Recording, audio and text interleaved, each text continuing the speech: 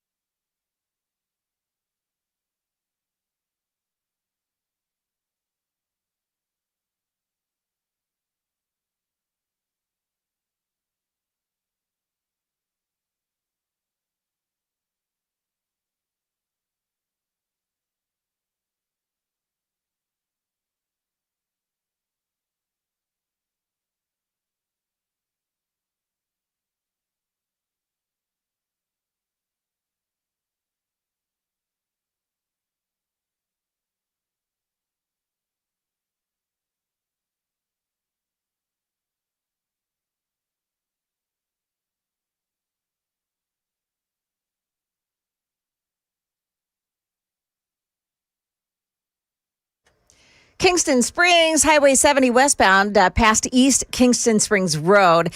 That area is blocked off this morning because of a serious crash. And watch it on 24. You still got that milling and paving project going on. Eastbound 24, Sam Ridley Parkway to Almaville Road. Traffic every 10 minutes every morning on Super Talk 99.7 WTN.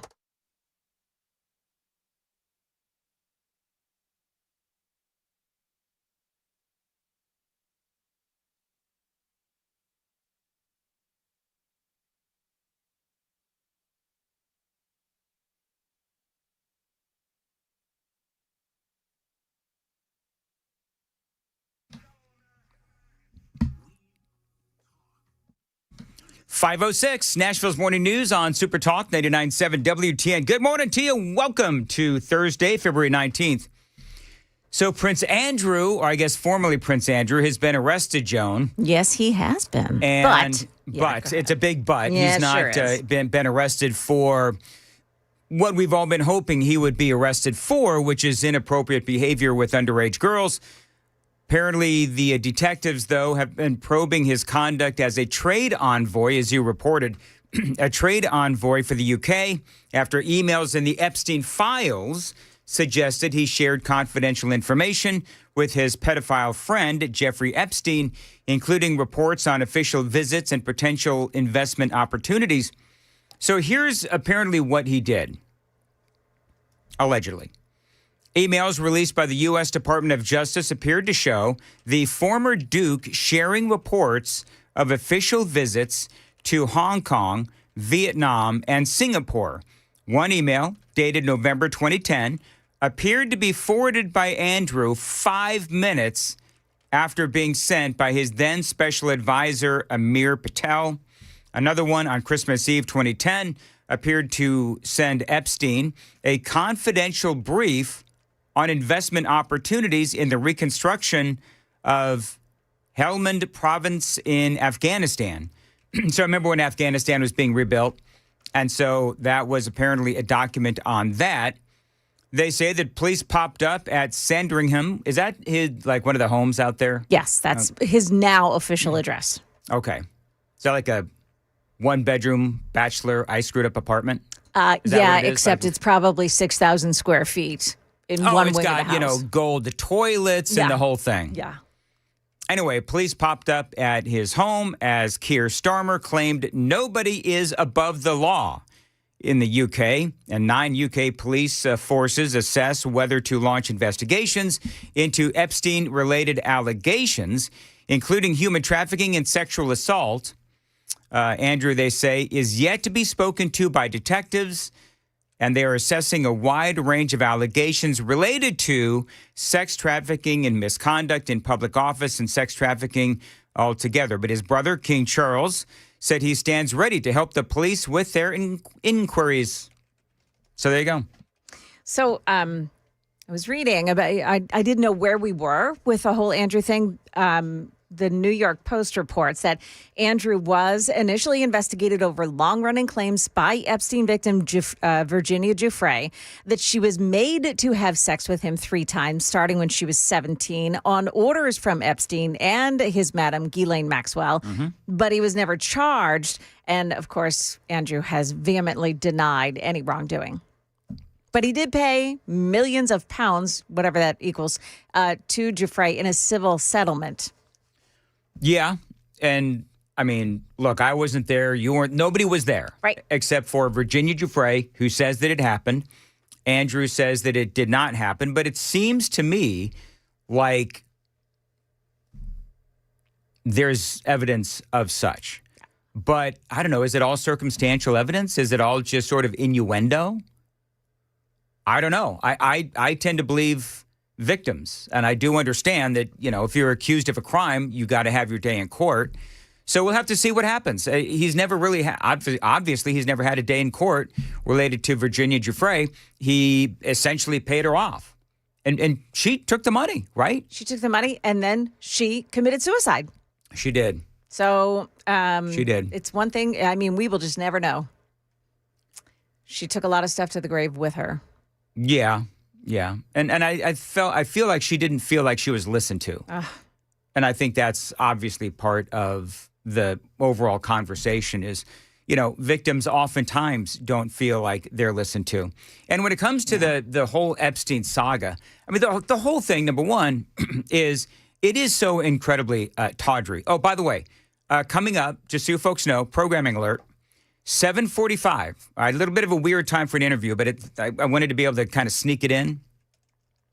7:45, got an interview with somebody from The Hill, believe it or not, who has wrote a story about how the Epstein saga has impacted the way that schools go looking for money, colleges go looking for money from millionaires and people like Jeffrey Epstein.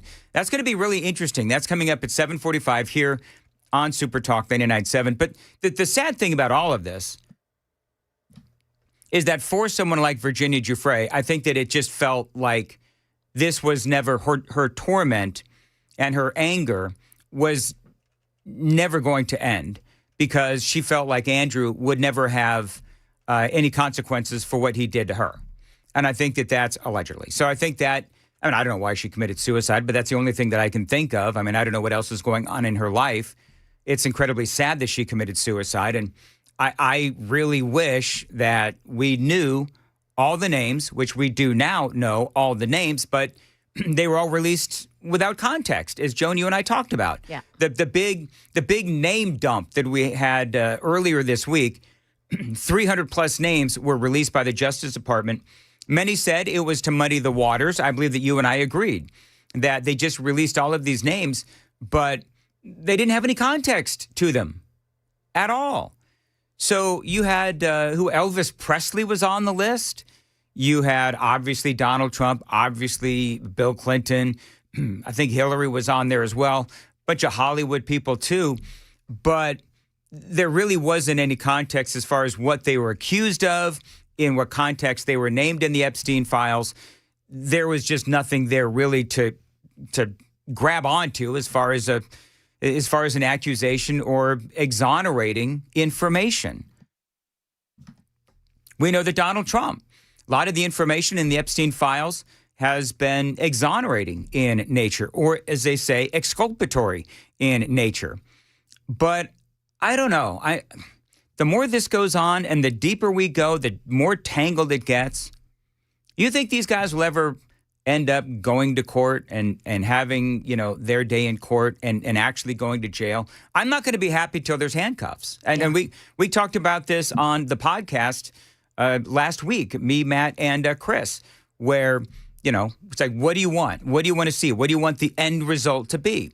I want people to be held accountable. I want them to be given a fair trial. And if they're found guilty, I want them to suffer the consequences by being sent to a federal prison. That's what I want. Do you think that's ever going to happen, Joan? I don't know if it's ever. I was just listening to what they're saying in the UK about this. Oh, what are they saying? Well, that, of course, it's never happened before. This is from ABC News. Contributor Robert Jobson is his name. Mm-hmm. This has serious implications for the monarchy in this country. The reality is this man still is in line to the succession, but for a moment of quirk of fate, he could have been the man who was the king. Yeah, he could have been on the throne. He was like 7th or 8th. How far down was he? Good question. I'm not. I don't know. I don't really care about. I mean, whatever. He'll never be king. Obviously, he'll never be king. I think part of this is didn't the royal family stood by him for way too long. I mean, that's also part of the conversation. It did. Where it was nobody wanted to talk about it, and the royal family didn't want to talk about it. Finally, Charles. I mean, over the years, as more information has come to light. Over the years, the royal family, they ultimately ended up, I don't know, was it Charles or was it Queen Elizabeth? I think it was Queen Elizabeth who started the process of kicking him out of the monarchy. Stripping him of his titles. Yeah. Yeah. They stripped him of his titles. Here's the thing, though. Will you look up, Joan, real quickly, would you look up the house where he's living, Sarding, whatever the heck it is? Will you look that up? Because I want to know, as he is living in disgrace, right? I want to put that in air quotes. As Prince Andrew is living in disgrace, what is this house? Is he paying for it?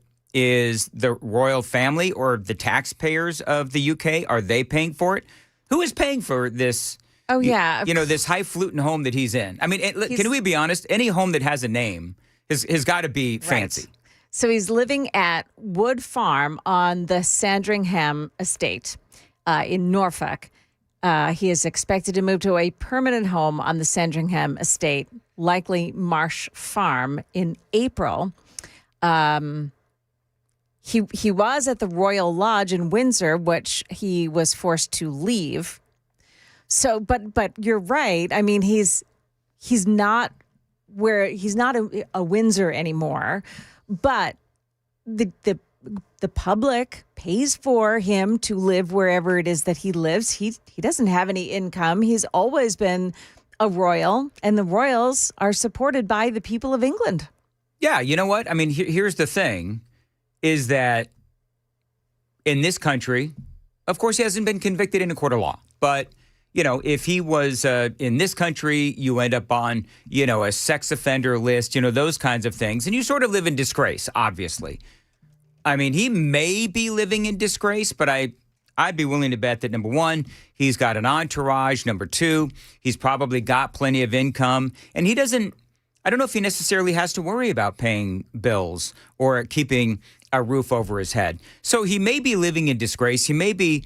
there was a story the other day. He's out there riding horses.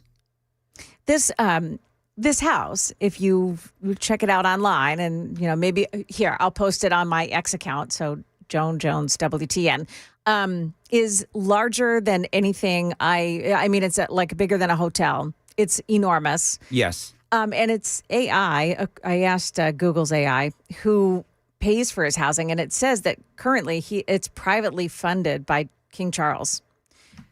Okay. Because so King Charles is supporting a pedophile. I mean, is that what you just said? I did. Yeah. Okay. Well, I didn't say it quite that way. I'm sorry, Joan. No. I'm putting the context in, but he's not convicted. All right. We just got to keep saying that it's accused. By the way, people saying, Valerie out there saying, question. Regarding Virginia Giuffre, there's wide speculation that she's air quoting, committed suicide. Remember this? It was so weird. Yeah, she was in a car accident. Yeah. And then she mysteriously committed suicide. Just a weird thing about her, says Valerie. Yeah. Kevin says, good morning, Dan. I fear we are going to have to wait for Judgment Day to see justice done in the Epstein case. Yep. Let's see. Apparently, I've been saying it wrong. JT says the estate is called Sandringham. The British rarely say ham in the names of places. Birmingham, for instance. Oh yeah. I see. Kind of like here in Tennessee, nobody says ill.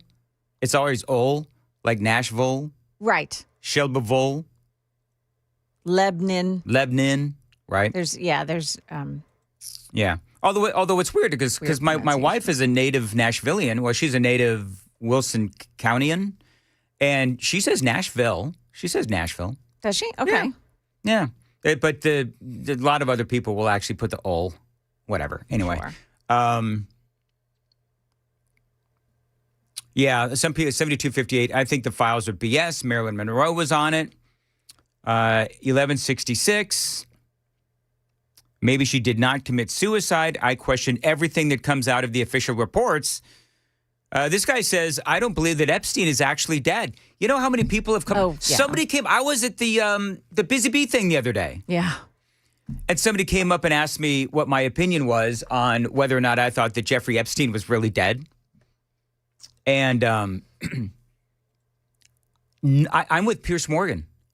Remember when he said the other day, I played the audio? Yes. Piers Morgan said, I tend to believe every conspiracy theory until proven otherwise, because this story has gotten so bat crap crazy.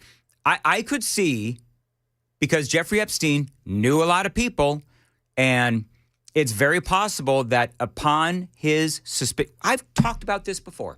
Upon his suspicious death, he could have done this, John. upon his suspicious death, there are documents and all the real Epstein files will be released if he dies a suspicious death.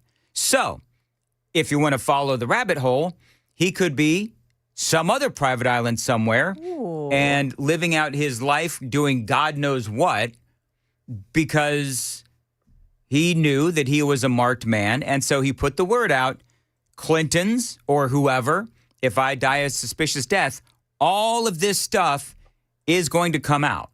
So we're going to fake my death and I'm going to go live on some island somewhere without cannibals.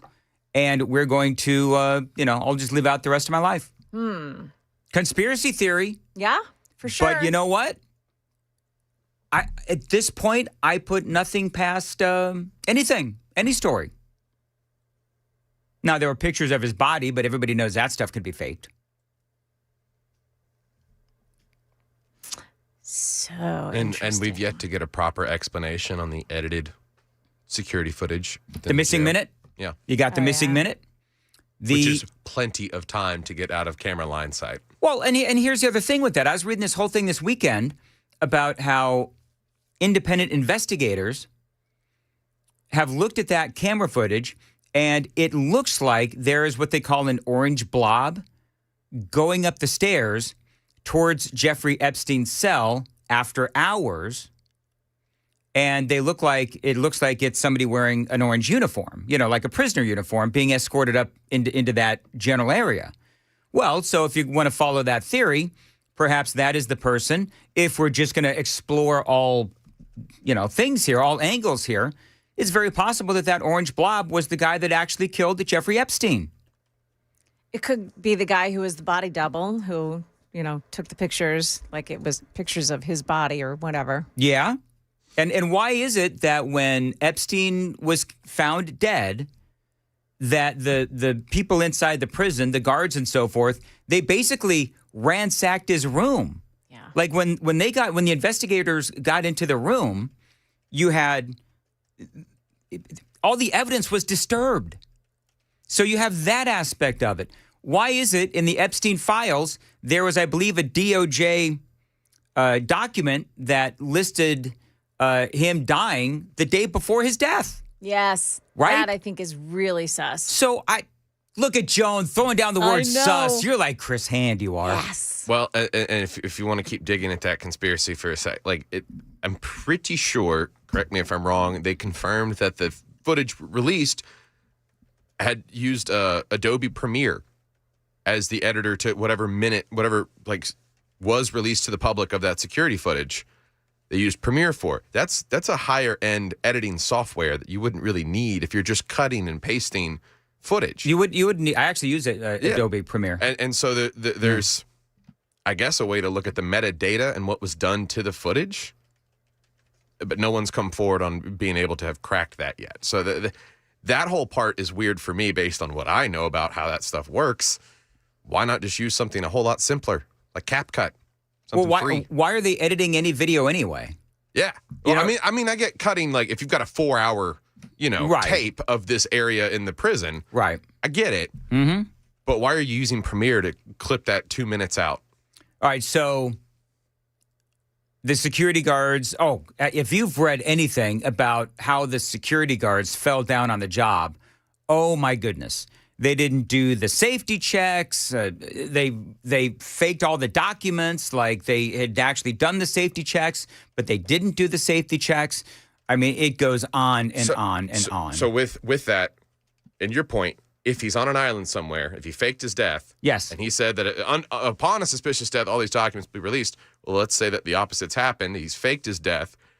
The Biden administration combed through everything that would have put people, in prison.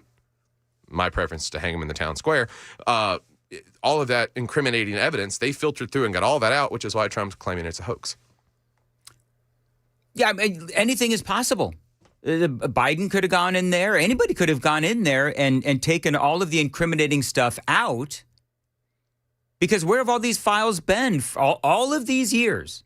Millions of files. And how do we know that people didn't insert evidence into these things to make For example, Bill Clinton looked guilty. That's the thing. Yeah. Now, whatever has happened with those files, there's nothing in there that makes Donald Trump look guilty. I mean, there's some allegations in there, but anybody who's looked at these files and looked at them with any amount of unbiasedness will say that, all right, well, these are allegations. And by the way, here's the other thing, is that you see all of these things out there. This is my challenge, is that there's so many things out there and you don't know what's real and what's fake. Like there are AI created documents that make it look like they're part of the Epstein files, and they have these allegations against Donald Trump, but then you do more research and that particular document doesn't turn up in the Epstein files that you have access to.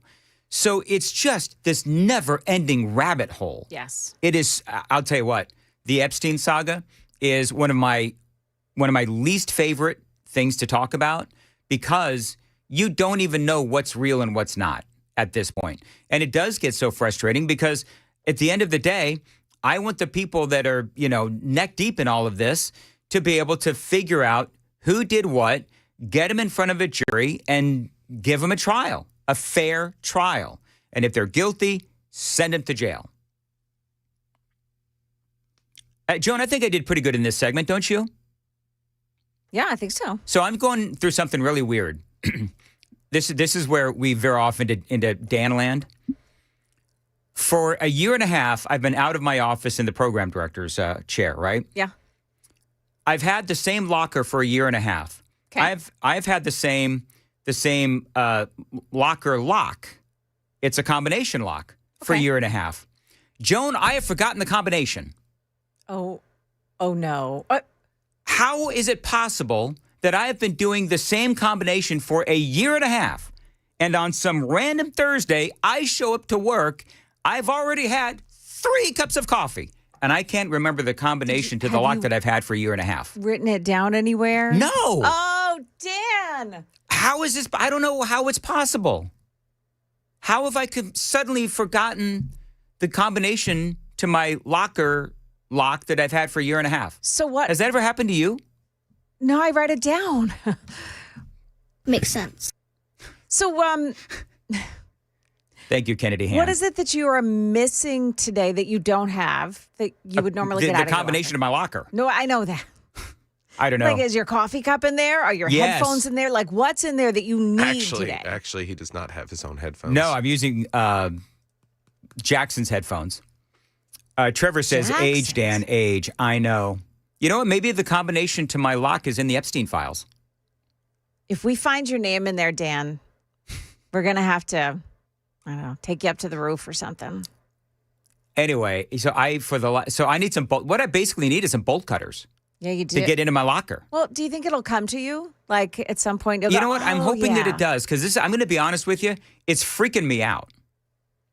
Because, like, I've got a pretty good, I know, I've also forgotten to take my break on time. 529 Super Talk 98.97 WTN.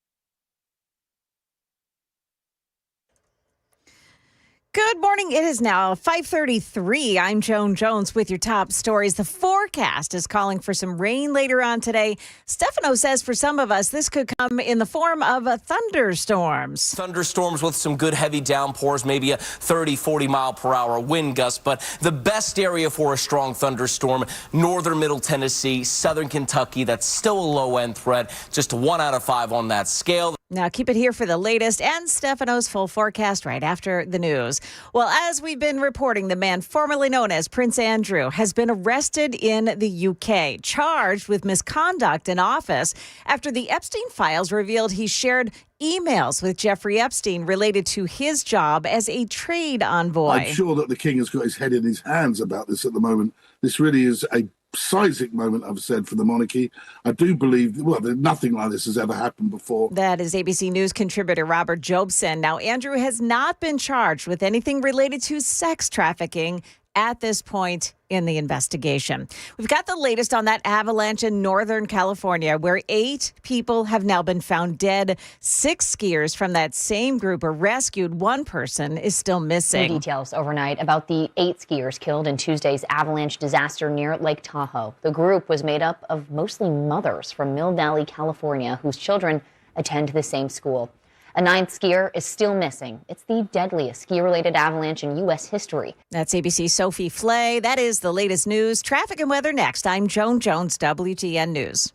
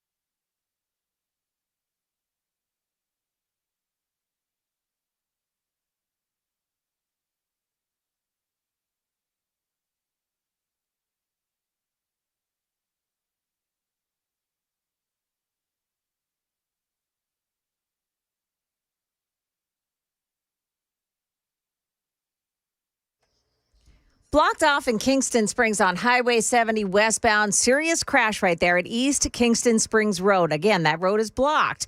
You've got a crash as well in Royal Hill on westbound 24 at Bell Road. And then milling and paving. Yeah, a little bit rainy, but they're still doing the project this morning on eastbound 24 between Waldron Road and Almaville Road.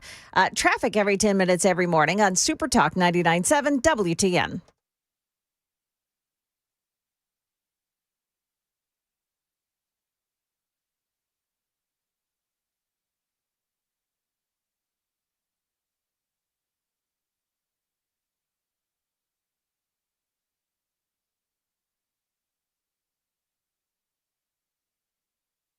.539. Nashville's Morning News on Super Talk 99.7 WTN. Good morning to you, and welcome on in to Nashville's Morning News. This is interesting. So, with the super text line, Joan and Sam, I can see, what people have texted before and so on. And so yesterday, 1579, who I thank you for listening, just like everybody, even you haters. But he texted this to Murphy Show yesterday, 1579. Matt Murphy, I am 100% against the SAVE Act. It requires me to use a passport. I will never vote again. If I have to carry my birth certificate to vote, I will never vote again. And you need, when you register, the whole point of the SAVE Act is you need to be able to prove that you are an American citizen so that you can register to vote. Then, when it's time to vote, you have to show your picture ID. Am I missing anything here? I don't think I am. No. I don't know why he would think that he's got a passport. You don't. I mean, I don't. No, Unless I'm missing license, something. Buddy?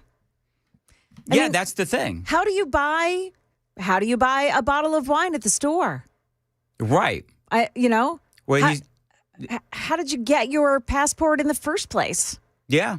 He says, I hate Democrats, but kissing Trump people suck too. Okay. Yeah, okay. I'm not a butt-kissing Trump person. At least I don't think I am, but a lot of people believe that I am. But here's the thing, is that we need to ensure free and fair and credible and honest elections. And I don't have my real ID card yet. So, for me, I've got to go. Here's what I'm going through. You want to know what I'm going through? I'm going through, I've got to get my real ID. I've got my passport. I don't know where my Social Security card is. Uh-oh. Right. So I've got to actually go through oh, God. China.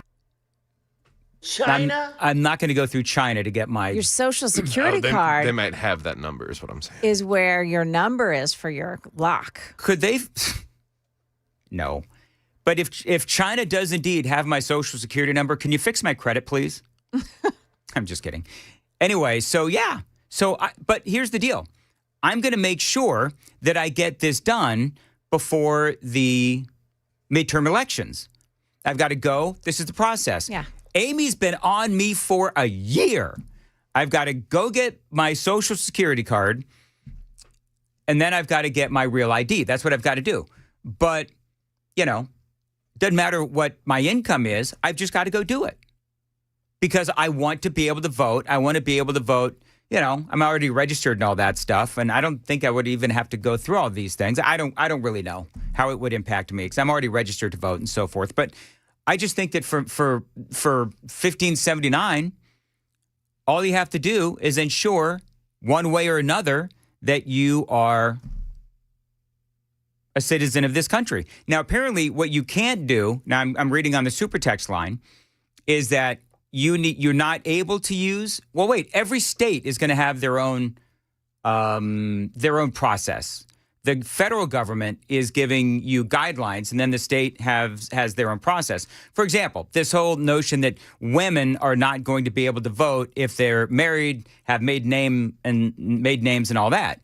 I forget who it was, but one of the congressmen said, Chip Roy. Chip Roy said, well, yeah, but your state is going to have their own process to be able to get it done. So let's see here. I mean, with recent experience here, like I get you can't necessarily change the birth certificate, and you're not going to, but you use that birth certificate in accordance with other paperwork to get the real ID and the passport situated, and those two IDs prove you're a citizen. Right. Yeah, you have to have the real ID. Okay, which we were all supposed to have anyway. Yeah. I forgot that along with my locker to my combination. Well, I think the only thing they they levy is some like $40 or $45 fine against you for not having it when you fly domestically. Right. But they look way cooler than a regular license.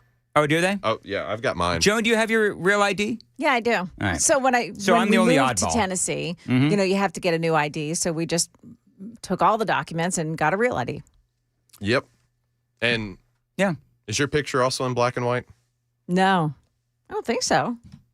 Pretty sure mine is. Yours is in black and white because eventually it'll be your mugshot for whatever you do wrong in the future. It's just you just look better in a mugshot in black and white. I don't know. That's a pretty good picture of me. Ha! By the way, people are like, yeah, your real ID is and your social security card is in your locker. See? That would be kind of funny. Yeah. 0994, a passport proves your citizenship, and I've got a passport. So, whatever. All I'm saying is that you need to be able to do whatever you need to do to be able to prove that you're an American citizen. And this is still a better plan and program than what the UK is trying to implement with these digital IDs. Yes. Yeah, that's insane. I like paper. Oh, you know what? 9405 says that he kind of went through the same thing. And he says you can use a W-2 from your work to show your social security number. Ta-da. Okay, so maybe I don't have to do that. I don't know. Whatever. Well, you should. I mean, Social Security's website has a lot of terrific information. You can go there and find out what exactly you need to get a new card. Okay. And it doesn't take but a couple of minutes to fill out the information. They'll send it to you quickly.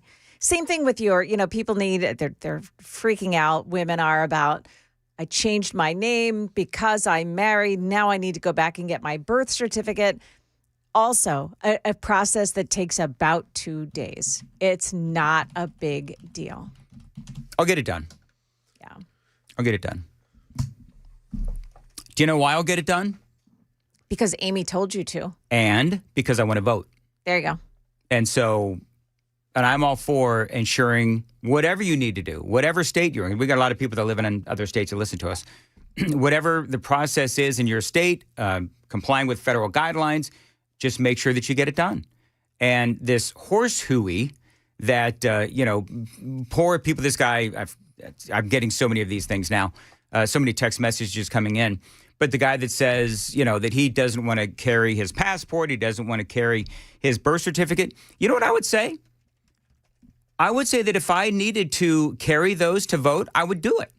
Like, I would do anything that the government told me to be able to vote. If everybody had to do it, and if everybody was having to show the same papers, I would just make sure that I would do it because I want to make sure that the election is free and fair and credible and honest. That's it. And for the people that complain that they've got to do these things, there's nothing more important than voting. Nothing more important, Joan. Nothing than voting and having the vote be honest and a true vote of American citizens and not corrupted in any way by politicians who have managed to skewer the process. Yeah, I was going to say, you don't think Venezuelans would like a process like this? Oh, sure they would. Plenty of people around the world that don't get to have their voice heard in that capacity, and people want to complain about paperwork. Jewel is rubbing it in.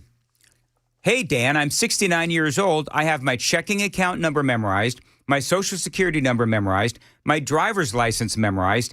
I also know the combination to my safe. I did too. Do you know what's so funny? Joan and Sam, do you know, without looking at it, do you know what your driver's license number is? I know the first. Actually, yeah, I think I could take an educated guess. Here's what's funny. This is what happens with age, people. I can remember my California driver's license number. I cannot remember my Tennessee license number. So my husband has his New Jersey driver's license memorized, Yeah. but not his Tennessee. That's funny. You guys are in the same boat? Yeah, That's it is kind of weird. Weird. Oh, and now I'm being called a government cuck. I hope you were clarified that well enough. Cuck. C-U-C-K. Thank you. You know who had explained to me what a cuck was? Well, you know what? Let's move on. Let's move on. I don't. Why do I go down this road? Moving right along. Down the rabbit hole. Well. Anyway.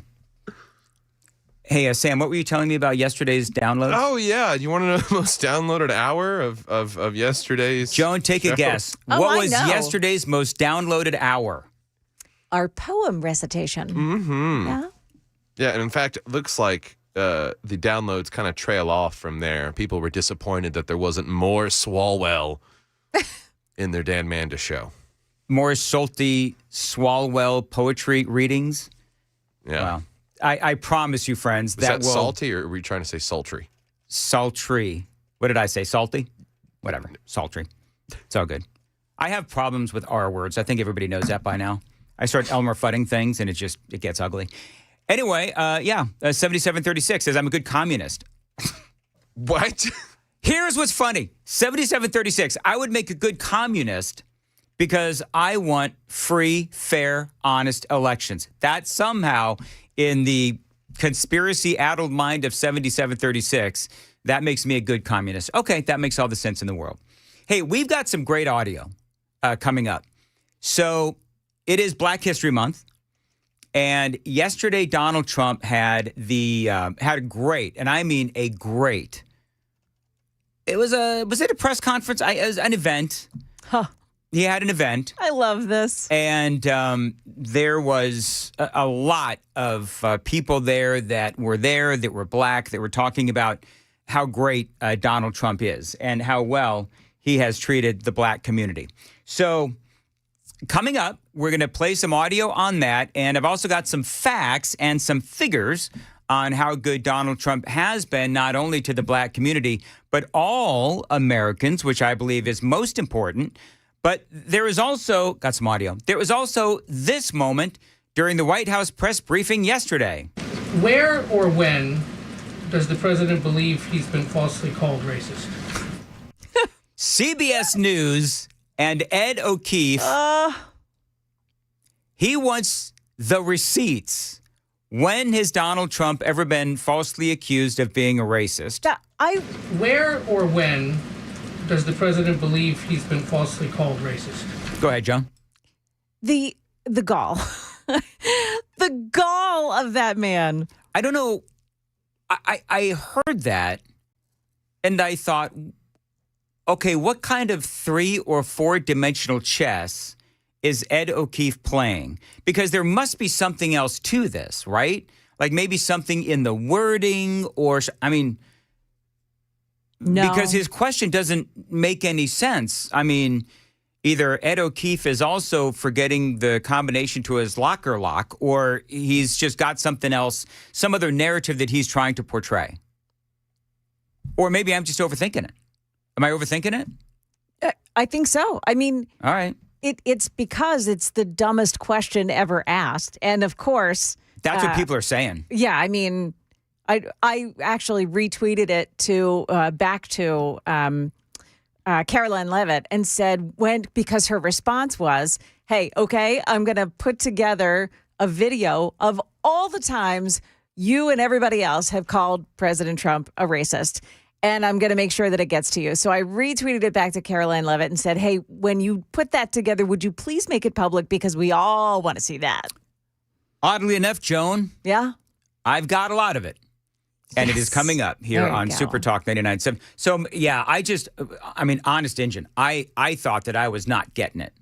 Like there must be some, third dimensional thing that I'm missing here. But apparently not. And by the way, I loved how Caroline Levitt absolutely put him in his place. So we've got a lot going on. 6:36, we've got Jonathan Fahey going to join us, going to talk about ICE, illegal immigration, and some of the things going on there and what is happening in Minnesota.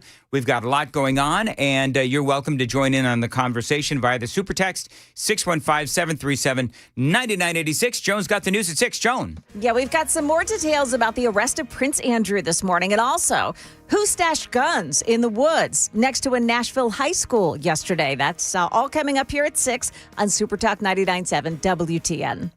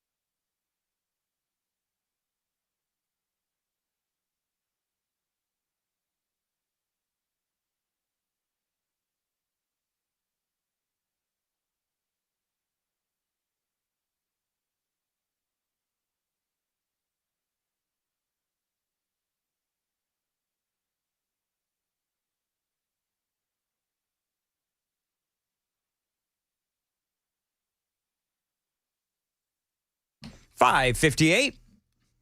Nashville's Morning News on Super Talk 99.7 WTN. Don't forget, February 24th, Legend Steakhouse. Me, Chris, Chad, and Murphy Show will all be at Legend Steakhouse. It is a State of the Union, and if you want to come hang out with us, we're going to watch Donald Trump's State of the Union. And the thing that I love about these events is we get to just hang out and chat and talk, and I always look forward to meeting you folks, and it's always a good time. So Tickets are going fast, and so if you want to go get your tickets right now, you can find them at 997WTN.com. Hey, Joan, have they cleaned up the Potomac River yet? Oh, they have not, Dan. No. Okay, so it could take 9 more months to fix what's happened there. So there is a big old sewage leak. I guess, is it in Maryland? Well, the Potomac is the dividing line between Virginia and Maryland versus Maryland and Virginia Eastern Shore. So it's both sides of the Potomac. And there's a sewage leak and it smells like poo-poo. It smells horrifying. It smells like a poo-poo. So you're saying 9 months to clean up, right? Yeah. So we could theoretically see if a child's conceived during this pollution, if there was any genetic effects on it. Just saying. Conspiracy. Any mutants come out of Maryland and the Potomac River area, we know what happened. I don't know anything of what you are talking about. Well done, Sam. Hey, Joan, did you notice Sam has this great ability to just send a bit into a screeching halt? Yeah. Well done, Sam. Because it's a creeching scalt on this show. Because we're out of time. It is 6 o'clock on WTN.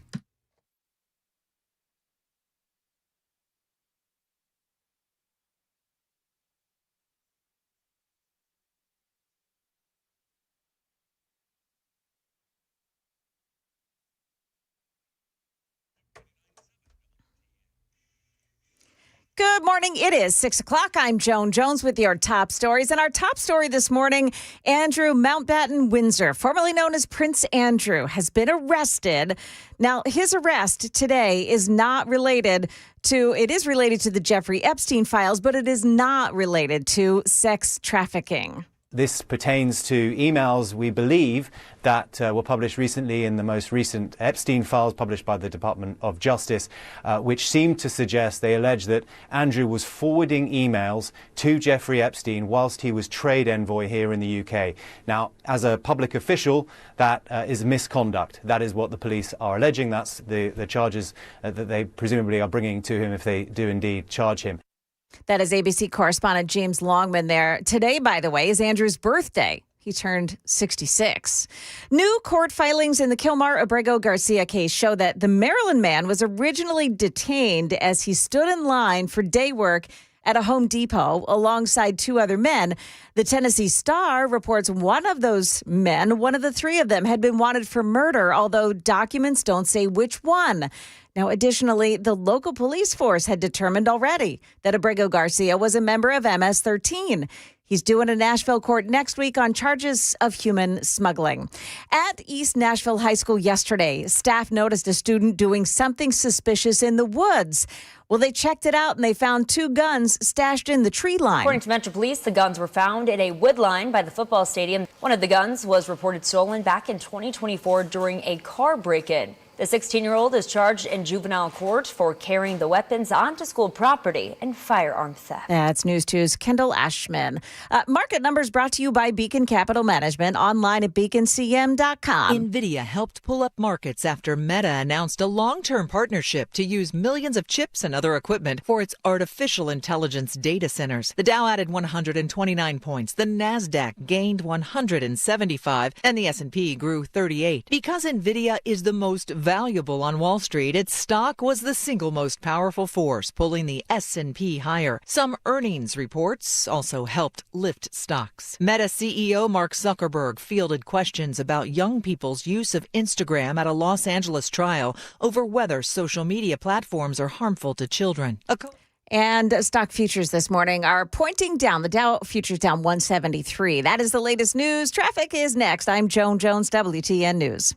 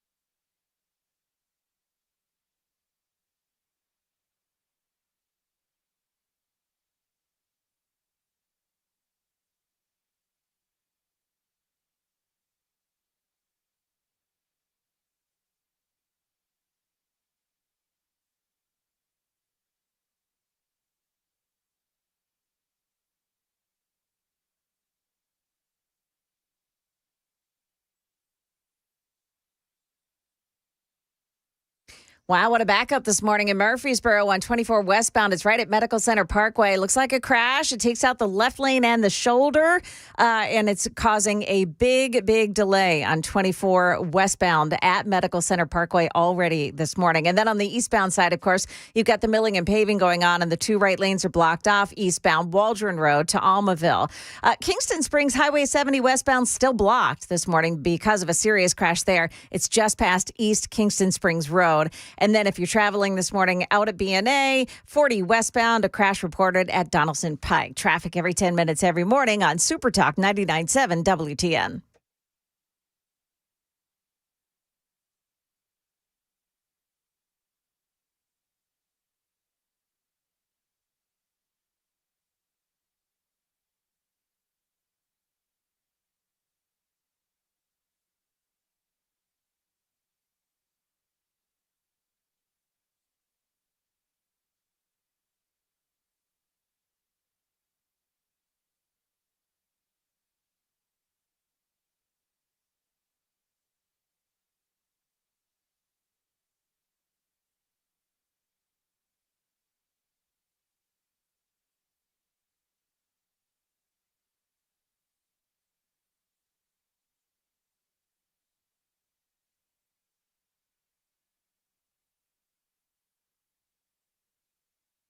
.606 on Super Talk 99.7 WTN. All right, coming up in just mere moments.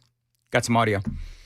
Coming up in just mere moments, Ed O'Keefe asked a very bizarre question from CBS, a very bizarre question about Donald Trump and when the president says that he has been falsely accused of being a racist. And a lot of video have now come out proving what Caroline Leavitt says and what Donald Trump says, that the president has been accused of being a racist many times. But first, Joan, we're talking about the Potomac River. Yes. And Caroline Leavitt was asked about this yesterday during the White House press briefing. From all over to come to the nation's capital. Is he worried that by the summer, the Potomac River will still smell like poop?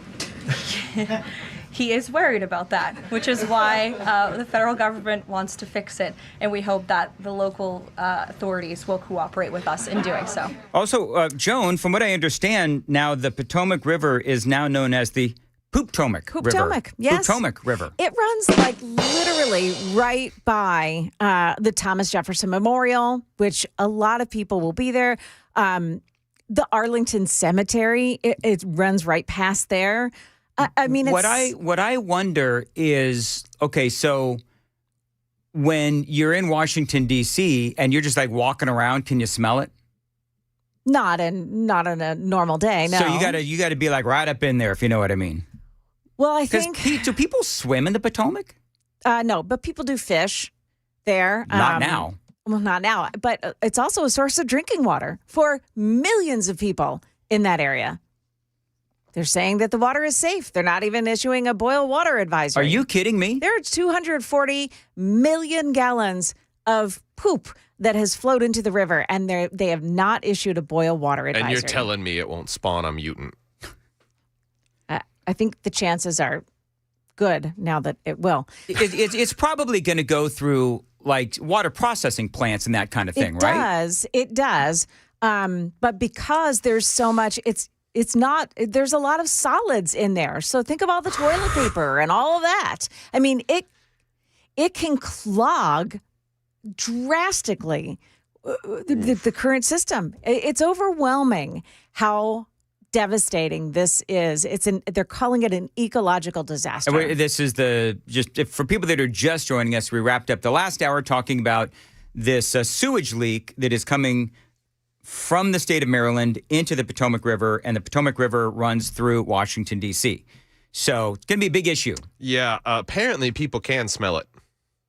So if you're just walking around, you can smell it? People can and have been smelling sewage in and around the Potomac River, being described as vile and putrid, horrific, like being trapped in a porta-john.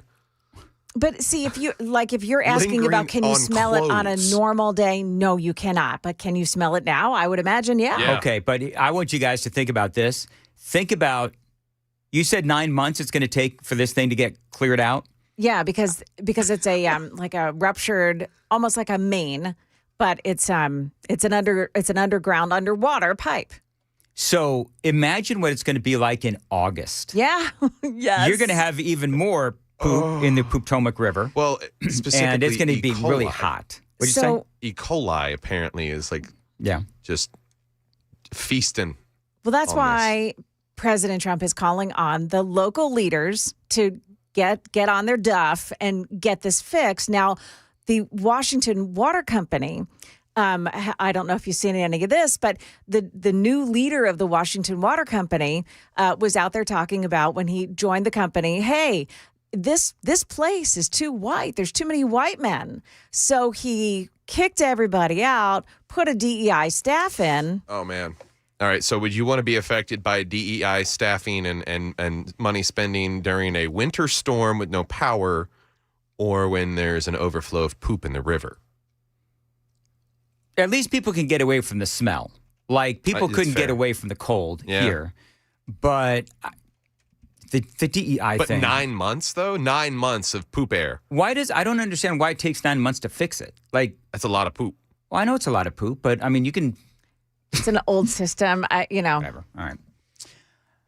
All right, moving right along. It is 6:11, Nashville's Morning News on Super Talk 99.7. Yesterday, during the White House press briefing. Where or when does the president believe he's been falsely called racist? So that is Ed O'Keefe, CBS. Do you know what I wondered as I was trying to sort of dissect, as I'm way overthinking this? Is Ed O'Keefe saying that, because think about what he said, when has Donald Trump been falsely accused of being racist? So I think, is it possible what Ed is saying is that Donald Trump has never been falsely accused of being racist, because Ed O'Keefe is saying that Donald Trump is racist? Is it possible that's what he meant? I don't know. But this is what Caroline Levitt said about all of it. You're kidding, right? I will pull you plethora of examples. I'm going to get my team in that room to start going through the internet of radical Democrats throughout the years, Ed, who have accused this president falsely of being a racist. And I'm sure there's many people in this room and on network television across the country who have accused him of the same. In fact, I know that because I've seen it with my own eyes. All right, so part of me wants to go back, of course, and find all of the videos of the comments on The View, MSNBC, and CNN. But here's one example. I kid you not, friends. This took me like 30 seconds. This is CNN Tonight. I'm Don Lemon. The President of the United States is racist. So there you go. Now, Ed O'Keefe is probably going to say, well, Don Lemon doesn't count, because I would say Don Lemon doesn't count because everything he reports is actually untrue. So there you go. So there's that aspect of it. Joan, I don't think you were listening, but here's my take on Ed O'Keefe's question. Because he said, when has Donald Trump ever been falsely accused of being a racist? I'm focusing in on the word falsely because I think that Ed O'Keefe is implying that Donald Trump is a racist. Like, am I thinking too much on this? No, I think you're nailing it. I think that's it, yeah. Vox had an article when he was running, or I guess after he was elected, 2016, Trump's long history of racism from the 1970s to the 2020s. We watched Politico. We watched 20 Trump rallies. His racist anti-immigrant rhetoric. ABC News, racist crude comments at Trump's Madison Square Garden rally. It goes on and on. I mean, here's more audio. He is a thin-skinned racist bully. He has been racist. There has never been a president in American history who's been so openly racist. A racist in chief. The president oftentimes resorts to very bigoted, xenophobic, Islamophobic, racist rhetoric. So in order of appearance, you've got Elizabeth Warren, Hillary Clinton, Joe Biden, Rashida Tlaib, although that may have been AOC, that person was behind a mask, and Ilhan Omar. So again, I think it was just a bizarre question, but, you know, here's the thing about Donald Trump and Caroline Levitt. They'll deal with all of this like they always do. I think that Ed O'Keefe made himself look really silly. But I think that there's probably a method to his madness, and maybe what he was basically trying to do was imply that Donald Trump is a racist. I don't believe that the president is. She also, by the way, defended the president's record in helping all Americans and Black Americans. His policies are advancing opportunity and prosperity for all Americans through record tax cuts, through the Trump accounts that all Americans can access regardless of race. These are a great thing for the next generation of Americans. Absolutely. So we're going to get into some of the specifics as far as what has Donald Trump done for Black folks and all folks. And that is coming up straight ahead as soon as we check the traffic on WTN.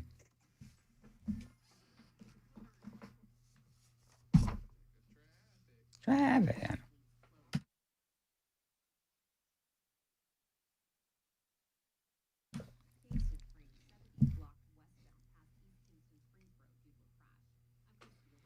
All right, very good. As far as your weather goes, times of clouds and sun with a couple of showers. Breezy and warm with a temperature around 76, tying the record from 2018. Possible severe thunderstorms in the evening. Joan, are we supposed to get those high winds? We could get high winds, but it's going to be your garden variety thunderstorms for most of us. Northern Nashville, northern Tennessee, southern Kentucky, that area could see some more severe thunderstorms, but we're looking at a 1 out of 5 severity. All right, so high winds, some rain, but not necessarily a big deal. Correct. All right, very good. So Caroline Leavitt talking about the Trump accounts, right? So if Donald Trump were racist, wouldn't those Trump accounts only be for white kids? Obviously, they're not. Obviously, Donald Trump is trying to help all Americans. The president has also awarded hundreds of millions of dollars in additional funding to strengthen educational outcomes at historically Black colleges and universities across the country. Yep, 2019. He gave these HBCUs a permanent revenue stream in the Future Act, total from what I can see, $1.34 billion. But here's the thing. Donald Trump spends his time trying to help all Americans. You give people a fair shot. That's all most folks want is a fair shot. Just get out of their way. And that's what deregulation is all about. And so Donald Trump has been trying to lower taxes. He has lowered everyone's taxes. Everyone gets a higher standard deduction. You lower everyone's grocery prices. You lower inflation for everyone. You give everyone a child tax credit. You know, the other thing that Donald Trump did was save lives. I want you to think about this, and I've been talking about this. Donald Trump, you know how many Black lives Donald Trump saved when he sent the National Guard into Washington, D.C.? Many. Same with Memphis, where he sent in the National Guard, and he had all kinds of agencies in Memphis. This lady, at the event yesterday, she really hit it out of the park. This was a very touching moment that everybody's talking about. Listen to this. One thing I like about him, he keeps it real just like Grandma. I appreciate that because I can trust him because he tells exactly how he feels and what he thinks. Thank God for this president because he allowed his people to come to my house to interview me to talk about the murder of my grandson. It seemed like nobody cared. I marched. I rallied. I pulled out other families in the District of Columbia that had murders and did not have answers. Ooh. We marched and we rallied, and nobody heard me, Democrats. Nobody heard me, Democrats. That lady, by the way, her name is Felicia Cook. Her son was murdered on the streets of Washington, D.C. And so she's been out there trying to be an advocate for safer streets. And as you just heard, at the end of that soundbite, Democrats who run Washington, D.C., not listening. But you know who did listen? Donald Trump. And then we need National Guard, and which we did years ago. He brought it on. I love him. I don't want to hear nothing you got to say about that racist stuff. And don't be looking at me on the news hating on me because I'm standing up for somebody that deserves to be standing up for. Get off the man's back. Let him do his job. He's doing the right thing. Back up off of him. One of the things that was really touching is that when Donald Trump introduced Felicia Cook. They hugged. I think he gave her a kiss on the cheek. I think she gave him a kiss on the cheek, something like that. But it was really touching. And clearly, as you can hear in the audio, I mean, it was church revival time at the White House. And there was a lot of people there. And I've got some other audio, Sam, of people talking about how great Donald Trump has treated their community. And she asked for the hug. She Yes. walked up to him and asked for the hug. Can I get a hug with you, Mr. President? And to back up your points on this, from 2024 to 2025, in the large U.S. city populations, the homicide rate fell collectively 21%. There you go. This represented 922 fewer homicides in those reporting cities alone. The decline occurred in 31 of 35 cities tracked for homicides, with some seeing dramatic drops, 41% in Denver, 40% in Washington, D.C. And again, how many lives, and specifically, how many black lives has Donald Trump saved by sending in the National Guard? As these morons are out there, shame! Black Lives Matter! Shame! These people just don't think. One person who does think is Joan Jones, and she's got the news coming up at 6:30. Joan. Yeah, coming up here, searches are underway right now in England as Prince Andrew has been arrested. Also, Elon Musk's Boring Company gets the big thumbs up from BNA. It's coming up here at 6:30 on Super Talk 99.7 WTN.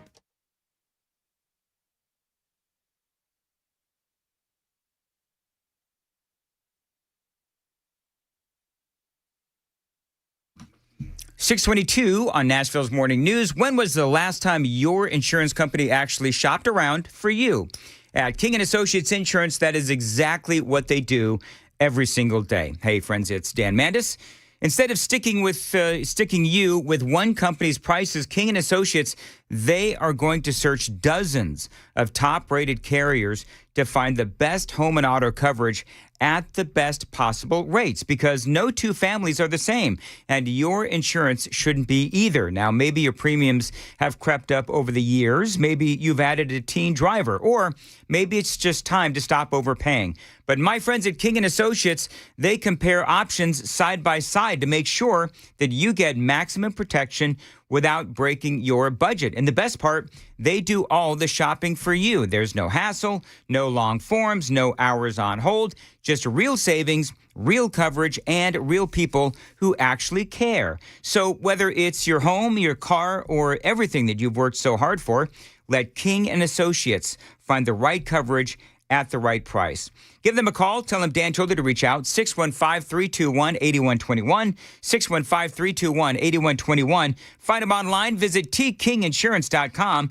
King & Associates Insurance, where the smart money shops.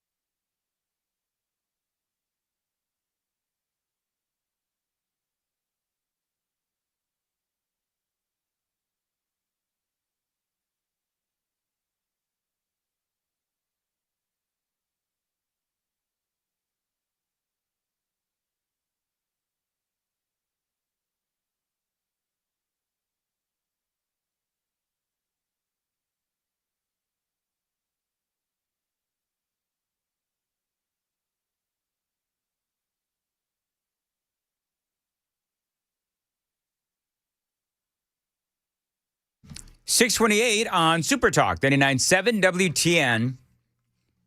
I'm getting so many super texts today, and it's very much appreciated. I lost who sent this to me, but just talking about Joan and Sam, how Donald Trump is not a racist. From 2008, Donald Trump takes in Jennifer Hudson and family. Yeah, remember Do you remember that? this whole thing? Yeah. Where I guess it was like her mother and I guess it was a brother. They came home, found them murdered. And so Donald Trump put up the family at the Trump Hotel and Tower there in Chicago, and the president picked up the tab. Yep. In 2008. In the wake of her family's tragedy, Jennifer Hudson has received a helping hand from a very unlikely source, Donald Trump. Why would they also say that's even in 2008, the Today Show online? Why would they say it's a very unlikely source? Because Trump has been doing these kinds of things, helping people for, I mean, as long as Donald Trump has been, known, which has been all of his life, he's helped people. I mean, this is... It's just the unexpected nature of it, specifically for her. I guess. I mean, I think that Donald Trump is the kind of guy, and he's shown that even obviously before 2008, that he's the kind of guy that will pay somebody's medical bills or he'll pay off somebody's mortgage just randomly. Do you know, if I was a bazillionaire, Joan and Sam, I would do stuff like that. I would just, if I saw like some really sad story, and it's like, I just pay off their mortgage. Wouldn't that be cool? He's done that so many times. Yeah. How about when he, this isn't a racial thing, but he was frustrated at the lack of progress on a skating rink in New York City. So he just took it over and finished it. He finished it and gave it to the public. I remember that's what he does. that's what the man does. Yeah. And by the way, if he was racist, he would have put a condition on it, which is like only white people could use the skating rink. So obviously, this is just a bunch of BS. It is 6:30 on Nashville's Morning News on Super Talk 99.7 WTN.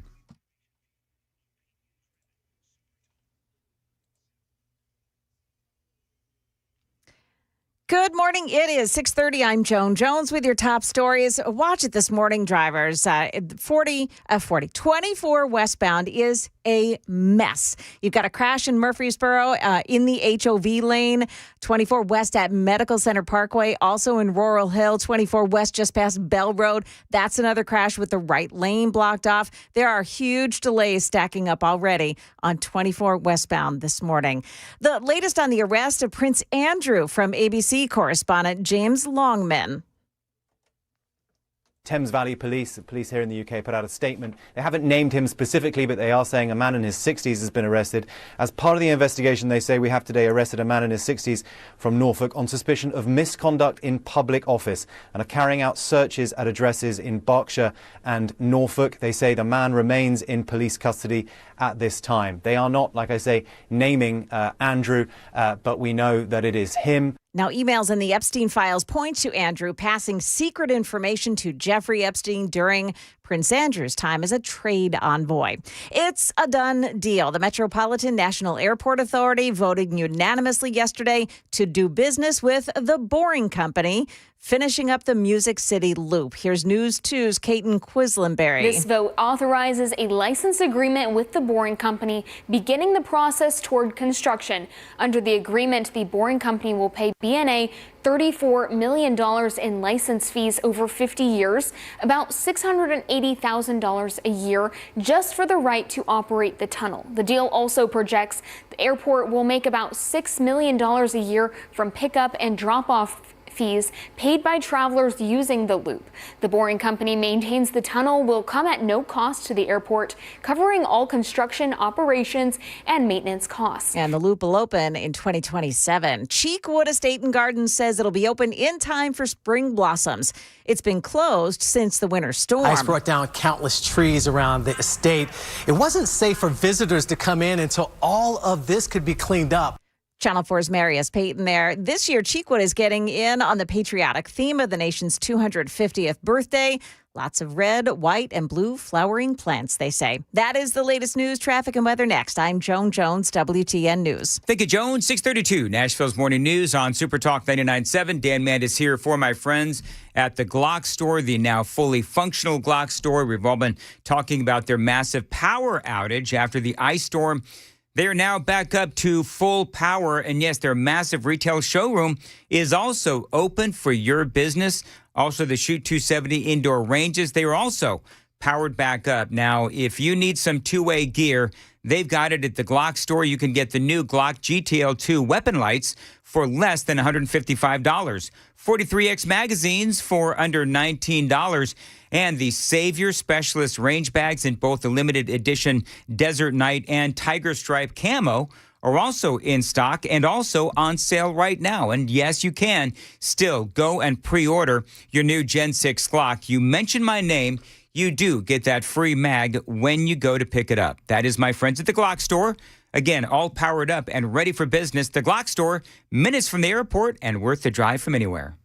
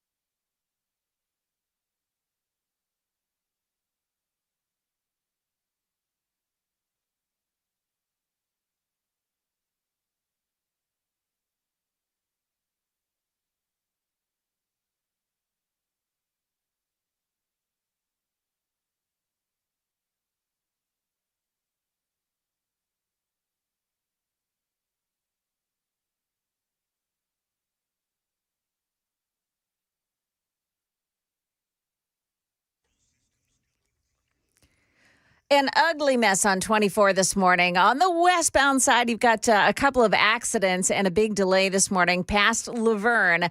The 24 West at Medical Center Parkway, that's a crash, and it's in the right shoulder. Right shoulder is blocked off, and the backup starts at New Salem Highway all the way up. And then further up past Laverne this morning, still another accident scene.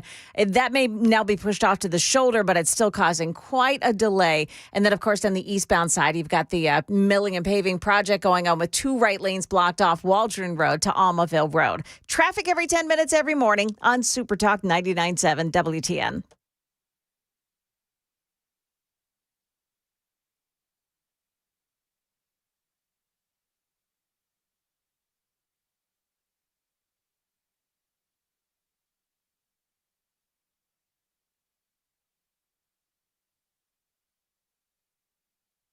.637 Super Talk 99.7 WTN. Good morning to your friends. Hope you are doing well and welcome on into a Thursday, February 19th. Jonathan Fahey is joining us on the Newsmaker Hotline. Jonathan, hope you are doing well. And we do still have the ICE controversy going on in Minnesota.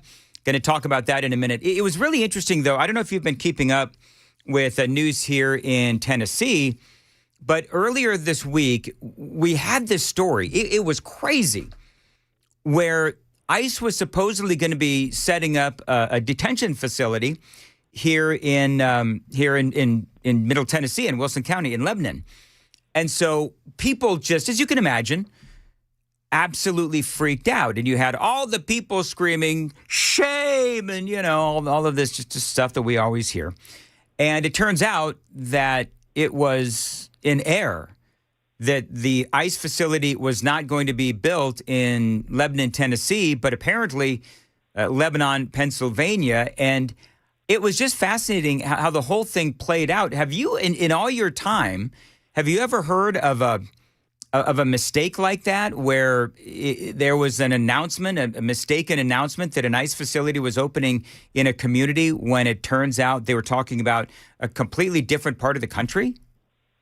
No, that's kind of a funny situation. It is also funny that the protesters are all out, which we know it's all orchestrated. So yeah, the whole thing is just like this constant drumbeat. Whatever they're doing, the same old cast of characters are out there protesting.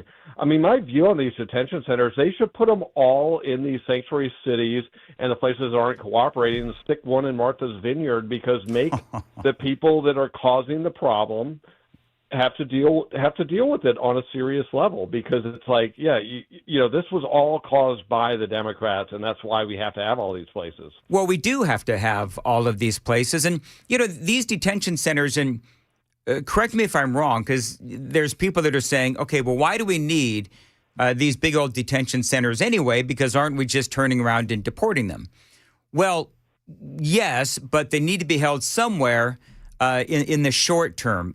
Talk a little bit about, what exactly is going on in these detention centers. We've talked about the detention center in Florida, in the Florida Everglades. I forget exactly what they called it, gator, alligator, something. I forget now, but I'm having a bad memory day today, Jonathan. But talk about why we need these detention centers in the first place. It's because there's these people that need to be detained while we figure out what we do with them. Yeah, exactly. Like, the Democrats are always talking about due process. Well, the due process is they get arrested. A lot of times they've already been ordered deported, but they can still make certain claims. And then you also have to make arrangements for the country that they're being sent back to. And some countries it's very easy, but some countries it's very difficult to make those arrangements. So some of the people in detention have nothing to do with our country keeping them. It has to do with their country of origin either being difficult or not taking them back. So that's a lot of it. But most of the people are going through these places probably within about 3 weeks of getting arrested, going to the detention center, and being removed. So people aren't there that long, but we need these places because they need somewhere for people to be placed temporarily until they're removed. Or obviously, under the Biden administration, what we had was they would put people on equivalent to like a bond you would have in if you're a criminal arrestee, and then tell them to come back or self-deport. And what happened? They don't leave or don't come back to court. So you need to keep these people locked up until they're removed. And that's why you need all these places. And again, all of it always comes back to, and the Democrats will never take any responsibility. But if Biden didn't do what he did, we wouldn't have to be doing all of this stuff now. And we wouldn't have to be building a bunch of new places and doing all of these things. But unfortunately, Biden was completely derelict in his duty, and, I believe intentionally, so they would have more illegal aliens here. Thank you, 4268. Alligator Alcatraz is exactly what I was looking for. Former acting director of ICE is what you were in a previous life under Donald Trump first administration. So obviously this is something that you are familiar with. I want to talk a little bit about what's going on in Minnesota. You and I have talked about it before, but just to recap a bit, Tom Homan goes in and he completely changes, I guess, the dialogue. And Kristi Noem, she left Minnesota. President Trump sent in Tom Homan, and he starts talking to, whether it's Tim Walz or Jacob Fry or Keith Ellison. And part of what they do is they are now agreeing to cooperate. As a matter of fact, I saw something, I think it was yesterday, where every single county in Minnesota is now cooperating with ICE. And so I think it is mission accomplished. People that are complaining about this and saying that Donald Trump, turned and ran, I think that these missions, they all have stages. And this is, if they had just done this in the first place, you would have Renee Good and Alex Preddy, they would still be alive. But apparently now ICE is working more in some of the suburban counties as well as Minneapolis and the core. Yeah, it's interesting you said that, because I would consider this an overall success on the immigration front, because they removed, 4,000 people, and all of these places that previously were not cooperating are now cooperating. So everything about this is a success, and you're exactly right. All of these people, Renee Good, Alex Preddy, would be alive, one, if the Democrats didn't encourage all of this obstructive behavior, but also if they had just simply cooperated on the jails, Minnesota wouldn't have been as high a priority, because if you look at the places that are high priorities are typically the sanctuary cities, because they have more dangerous criminals that are illegal aliens roaming the streets than the places that turn them over, like, places like Florida that are turning everyone over. So you don't have illegal alien sex offenders wandering the streets. They're kicked out of the country. So all of this was created, and it's really shameful, going back to, Waltz and Frey, that it's like everything they did was to sort of, ramp up, all of these protesters, rioters, create the subversion, and they knew exactly what they were doing. And it's really funny now. Have you seen the things where Tim Walz wants the government to pay for the losses to Minnesota that occurred because of his riots? That is so ridiculous, Jonathan. I don't mean to interrupt you, but that angered me so much, because they want to be paid back for the damage, right? We talked about this a while ago.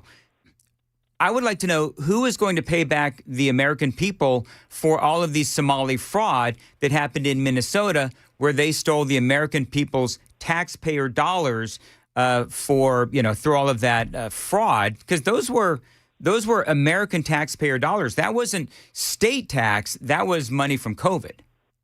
Yeah, exactly. If anyone should be paying money, it should be Minnesota, on the fraud, but also they required so much more federal law enforcement intervention because of their sanctuary city policies that they should be paying the money.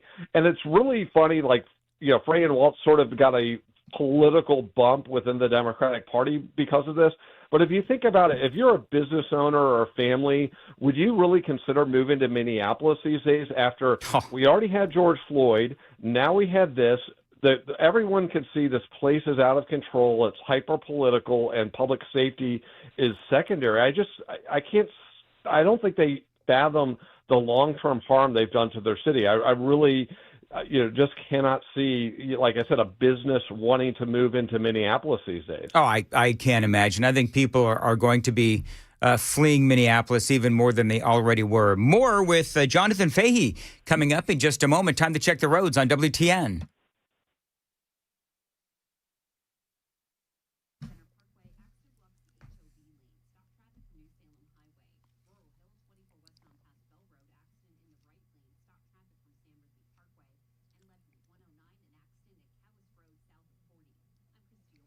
As far as your weather goes, times of clouds and sun today, a couple of showers as well. Breezy and warm with a temperature of 76, tying the record from 2018. Possible severe thunderstorms in the evening, and again, high winds possible as well. Appreciate you listening to Nashville's Morning News.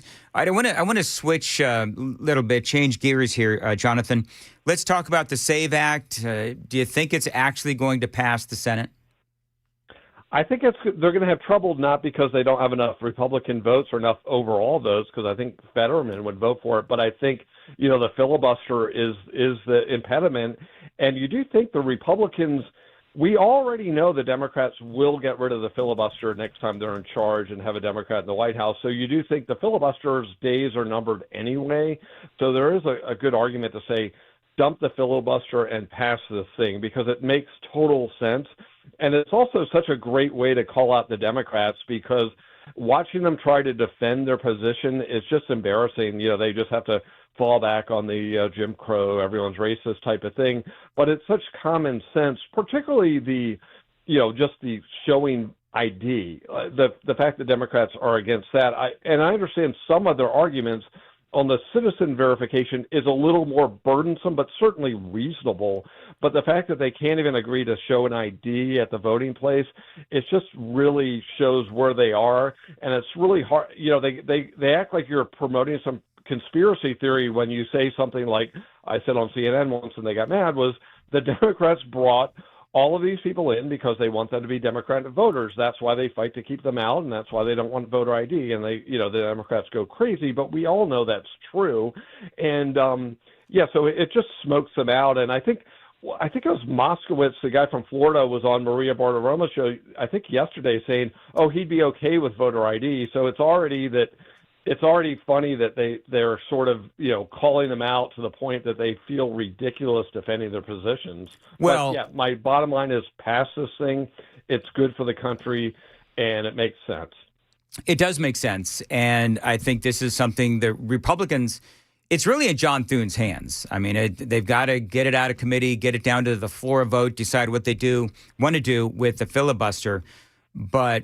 I agree with you. One way or another, it's got to pass. My worry in our final 60 seconds, Jonathan, is that if we don't do what we need to do, the Democrats, Lord help us, if they end up getting the Senate and the House and of course, the White House at some point, they could go in and they could eliminate the filibuster and they could put in all the things that they wanted to do years ago, which was basically at the federal level, refuse to clear the voter rolls and not require ID and not ask for ID and all the literally the complete opposite of what Republicans want to do to shore up the elections.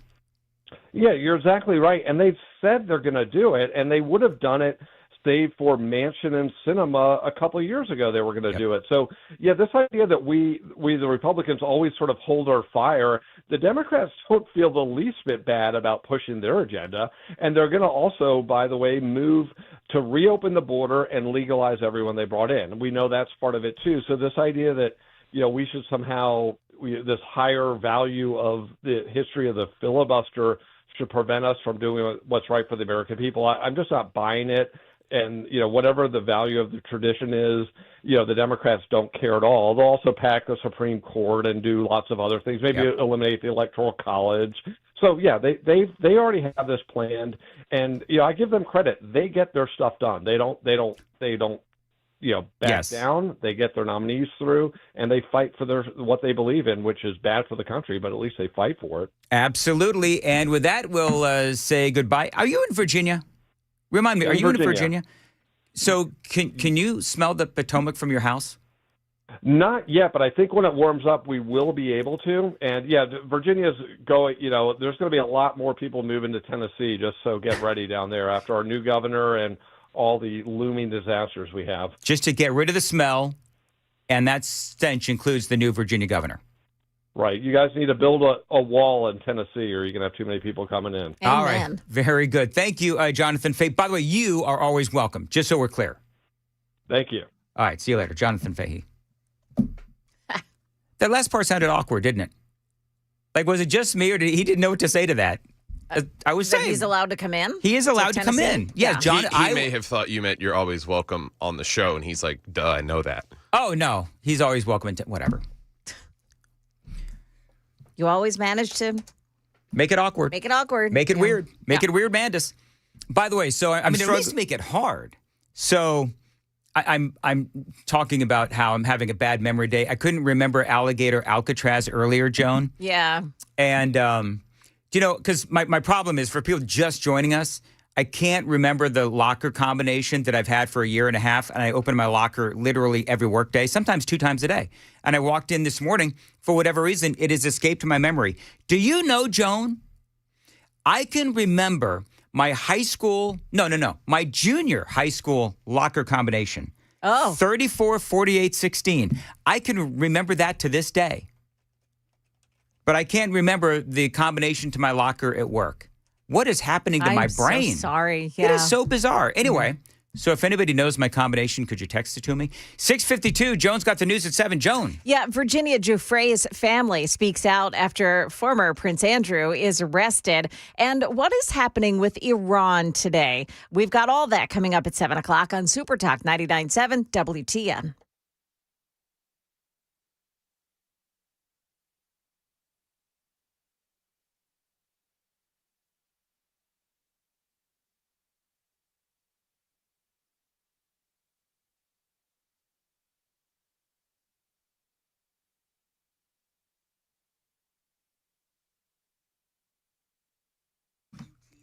6:53, Busy Bee Plumbing, Heating, and Cooling. When winter storms hit Nashville, they don't play around. You've got your power outages, you've got your frozen lines and busted pipes.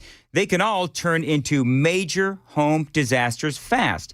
Now, that's why now is the time to call my friends at Busy Bee Plumbing, Heating, and Cooling, your trusted team for emergencies and peace of mind protection.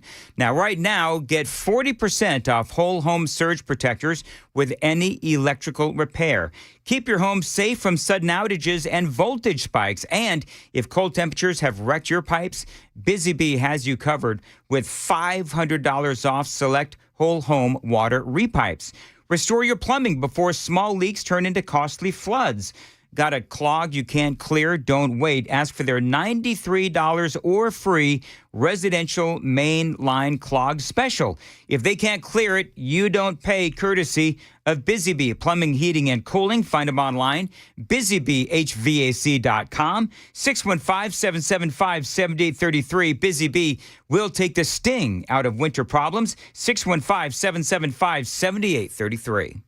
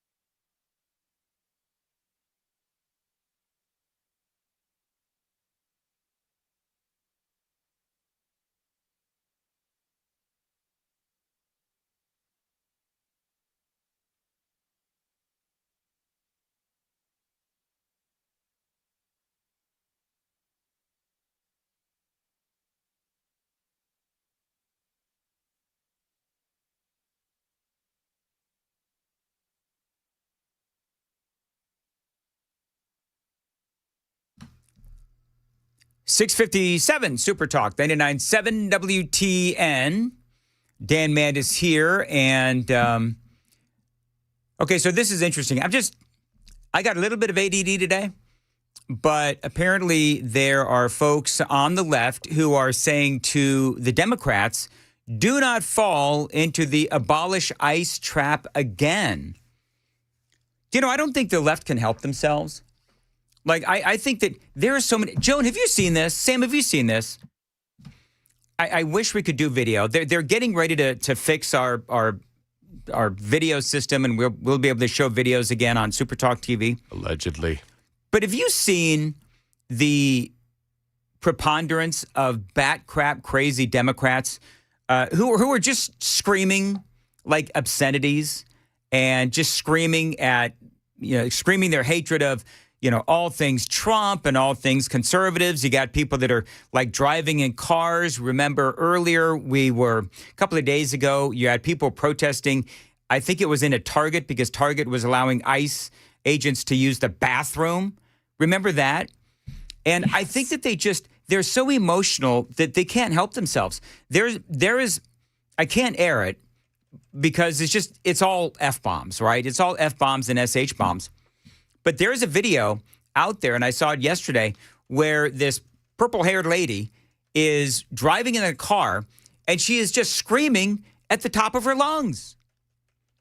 All things negative and horrendous about Donald Trump.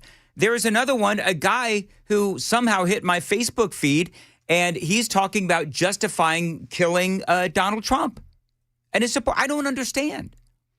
Like these people are unhinged. And so when there is this advice on the left from the moderates, don't fall into the abolish ICE trap again.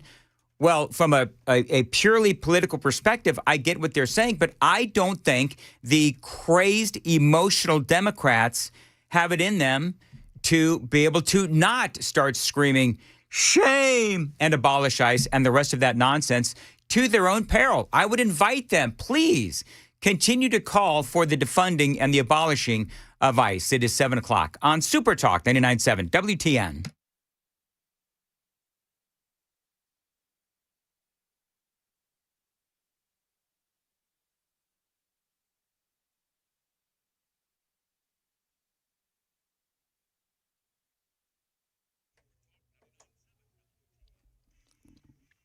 Good morning. I'm Joan Jones with your top stories. And 24 is still a mess this morning in both directions. Smyrna area all the way through Laverne. You've got milling and paving on the eastbound side. You've got a couple of accidents that are now pushed off to the shoulder on the westbound side.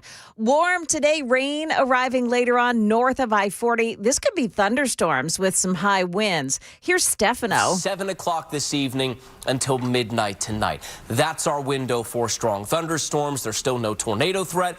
No hail threat, high wind gusts, heavy rainfall, the main concern. Check out his full forecast after the news. Former Prince Andrew under arrest this morning, accused of passing trade secrets to Jeffrey Epstein, as seen in the Epstein files. Prince Charles saying the law must take its course. And Epstein victim Virginia Giuffre's family now speaking out. At last, today our broken hearts have been lifted at the news that no one is above the law, not even royalty. That's ABC's James Longman. Now, Andrew's arrest is not related so far to Virginia Giuffre's claims that Andrew assaulted her. Time may be running out for Iran as the U.S. builds up military assets in the region. Here's ABC's Nicole D'Antonio on that. New satellite images show Iran appearing to be digging in, hardening its sensitive military and nuclear sites in anticipation of a potential U.S. military strike. I don't think they want the consequences of not making a deal. As the world's largest aircraft carrier, the USS Gerald R. Ford sails to the Middle East to join the USS Abraham Lincoln, we're learning the strike group is larger than first reported, accompanied by 5 destroyers. Now, nuclear talks with Tehran stalled this week as Iran still refuses to acknowledge the so-called red lines set by President Trump. The grandson of the Reese's peanut butter cup inventor is lashing out at the Hershey Company. On LinkedIn, Brad Reese accuses Hershey of replacing milk chocolate and peanut butter with low-cost substitutes, calling the new peanut butter cups inedible. Hershey admits to changing the recipe. Market numbers brought to you by Beacon Capital Management, online at beaconcm.com. Stocks head into Thursday trading on an upswing powered by gains in tech giants NVIDIA and Amazon. The Nasdaq added nearly 0.8%. The S&P closed 0.6% higher Wednesday. The Dow rose 129 points to close at 49,663. Mortgage interest rates dropped last week to the lowest level in a month, prompting more current borrowers to refinance. Total mortgage demand rose by 2.8% after the average 30-year fix slipped to 6.17%. Tech news site The Information says Meta plans to launch its first smartwatch later this year. It'll be focused on tracking health and offering a built-in AI assistant. Jim Ryan, ABC News. Stock futures all pointing down. That's the latest news, traffic, and weather. Next, I'm Joan Jones, WTN News.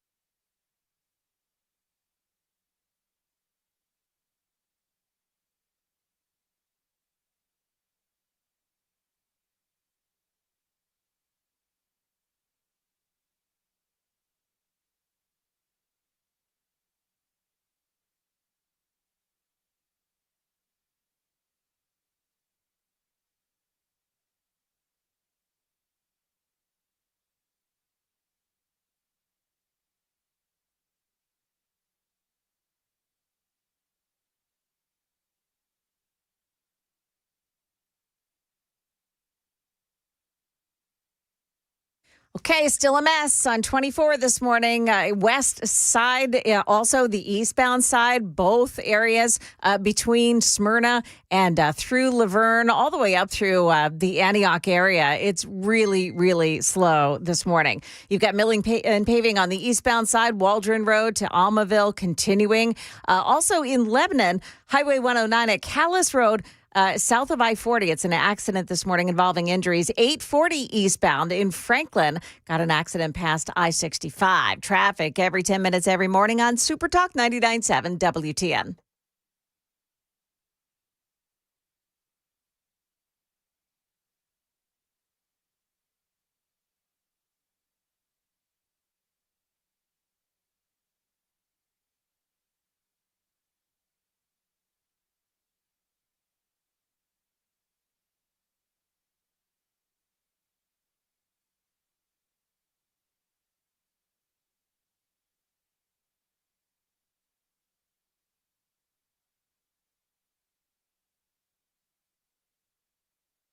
.706 on Nashville's Morning News on Super Talk 99.7 WTN. Welcome on in to your Thursday, February 19th. Hope you're having a great morning so far. Hey, great news, Joan. What is it? I remember the combination. You did. to my locker. It's been an ongoing dilemma and problem this morning because I, for whatever reason, after a year and a half of opening my locker every single day, I walked up to my locker this morning and I couldn't remember my locker combination. I knew it was like, 30-something, 20-something, 30-something. That doesn't help a lot. No. But I, for whatever reason, as the morning is worn on, I was able to remember my combination to my locker. I now have my headphones and access to my throat coat as well. So it's been a great morning. Hey, can we write it down somewhere so we don't go through this again? Joan, I'm going to give it to you for safekeeping. Okay. That's what I need. That's why when you need it again, you can just text me and I'll text it back to you. It's exactly right. So you're giving her authorship over your locker combination. Sure. She'll never use that nefariously. Wow, Sam, that sounds like a good idea. Speaking of nefarious, will there be an attack on Iran in the coming days? Donald Trump has the military in place. The talks may not be going too well. I actually heard J.D. Vance talk about how the discussions with Iran they're not going well. And here's the problem. The problem is that we are expecting Iran to do things that they are simply not willing to do for a number of different reasons. Now, number one, we want Iran to abandon their nuclear aspirations. They want nukes, and they want the ability to shoot nukes with rockets, long-range missiles. And we're simply not going to allow that to happen. And so now we have reports from the Daily Mail and the Wall Street Journal that President Trump has been polling his aides and military generals in the last couple of days. And so if he does this, it could be this weekend. And it's being called a massive, weeks-long military campaign against Iran. And many are saying that this would be seen as an all-out war. Now, we'll have to see exactly what transpires, but we've got at least 2 aircraft carriers, a dozen warships, hundreds of fighter jets equipped with advanced air defense systems, and in the last 24 hours, 150 military cargo flights as well have been flying more weapon systems into the region, ammunition to the Middle East as well. This is Donald Trump talking about those negotiations. We do have very big, powerful ships heading in that direction, as you know. I can't tell you, Okay. But I hope they negotiate something that's acceptable. Well, apparently it is not acceptable. That was President Trump last night on Air Force One. There are 2 big objectives, and this is what everyone's reporting. We've all been talking about this. But for Iran to halt all nuclear development and a broader hope for regime change against the Ayatollah. If you could make a negotiated deal that would be satisfactory with no nuclear weapons, they should do that. But I don't know that they will, but they are talking to us. Seriously talking to us. Well, I don't know how seriously it is. I think that part of what Iran's trying to do is buy some time. But they do say that Israel would also be part of the attack.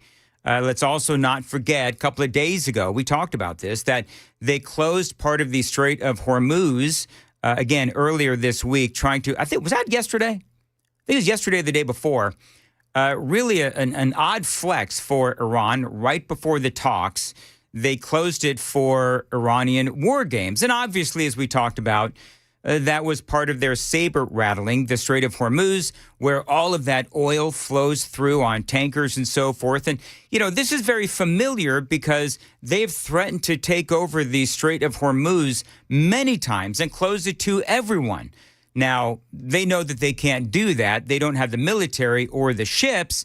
Yesterday, I spoke to Stephen Bucci, of course, military and foreign policy expert for the Heritage Foundation. He did tell us yesterday all about what's going on. In my opinion, it's the mullahs in desperation mode. They're crying out for continued talks, even throwing some crazy ideas out there that they think President Trump might be interested in. But at the same time, they're putting up pictures of the Gerald Ford and the Abraham Lincoln looking like coffins, that they're going to sink these ships to the bottom of the sea. No offense, they have no capability to do. Remember, a lot of this stuff is for their own domestic consumption, because they're also trying to hold back internal dissent. When they see America gathering like this, they realize the time is short, and that's going to embolden the dissidents within Iran. So they're talking smack. Yep, that's exactly what they're doing. They're talking smack. Iran, of course, we all know, we all covered it, had their massive protests a few weeks ago. Tens of thousands of those protesters were killed. Many were jailed as well. At the heart of these deaths, of course, is the IRGC, the Iranian Revolutionary Guard. They protect the Ayatollahs. They keep everyone in line. They are also the ones, by the way, that trained Hamas to attack Israel. Please don't forget that. They're the ones that will bomb Israel. They've got a force of like 190,000 or so. And the IRGC, they are woven into the fabric of everyday life in Iran. They keep the people in line. They kill the protesters. They hold positions of power. They actually control part of Iran's infrastructure and the economy as well.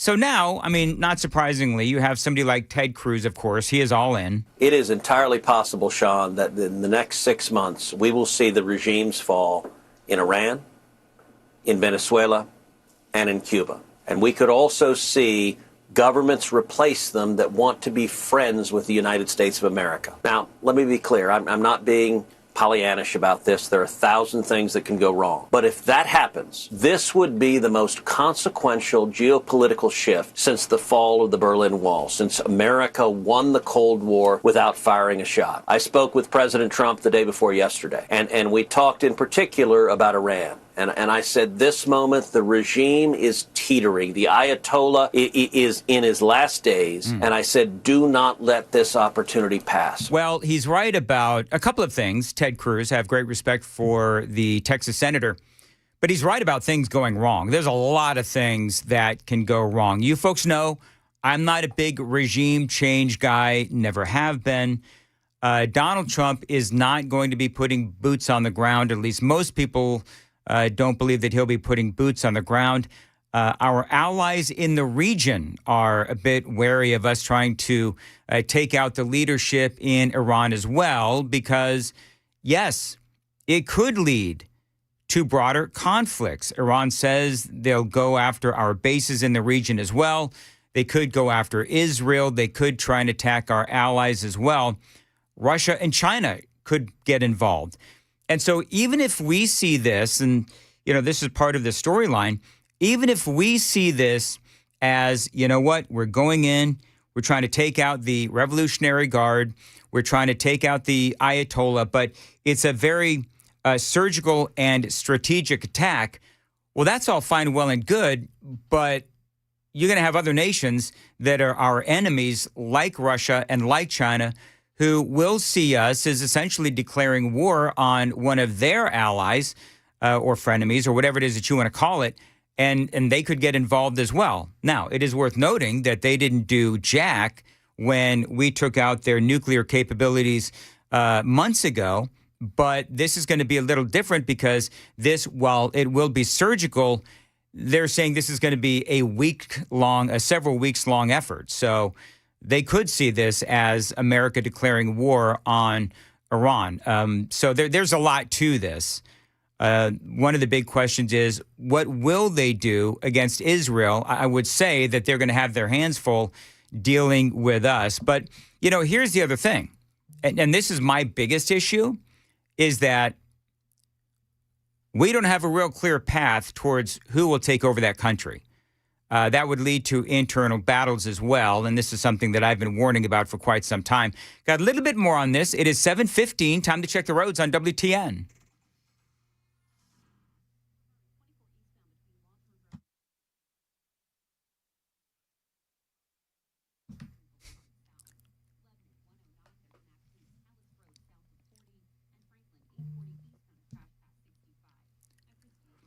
All right, at 7:16, as far as your weather goes, times of clouds and sun, a couple of showers as well. Breezy and warm with a temperature of 76, tying the record from 2018. Going to be nice. I stepped out of the house today, and it was like, I don't even need a jacket. It was really nice. I had to change out of my hoodie. Possible severe thunderstorms tonight, also some high winds as well. No real tornadic activity expected. Again, just some high winds, so you might want to batten down the hatches. Ted Cruz talking about his thoughts on Iran. And yes, Ted Cruz is one of these guys all about regime change. And, of course, he's right up there with Lindsey Graham. People are going to call Ted Cruz a war hawk, just like Lindsey Graham is. Oh, they're owned by Israel, you know, all of that stuff. But I understand why Donald Trump is doing what he wants to do. This is Ted Cruz. We have an opportunity. The Ayatollah routinely chants death to America. This is a regime that is the leading state sponsor of terrorism on the face of the planet. It is responsible for murdering hundreds of American servicemen and women.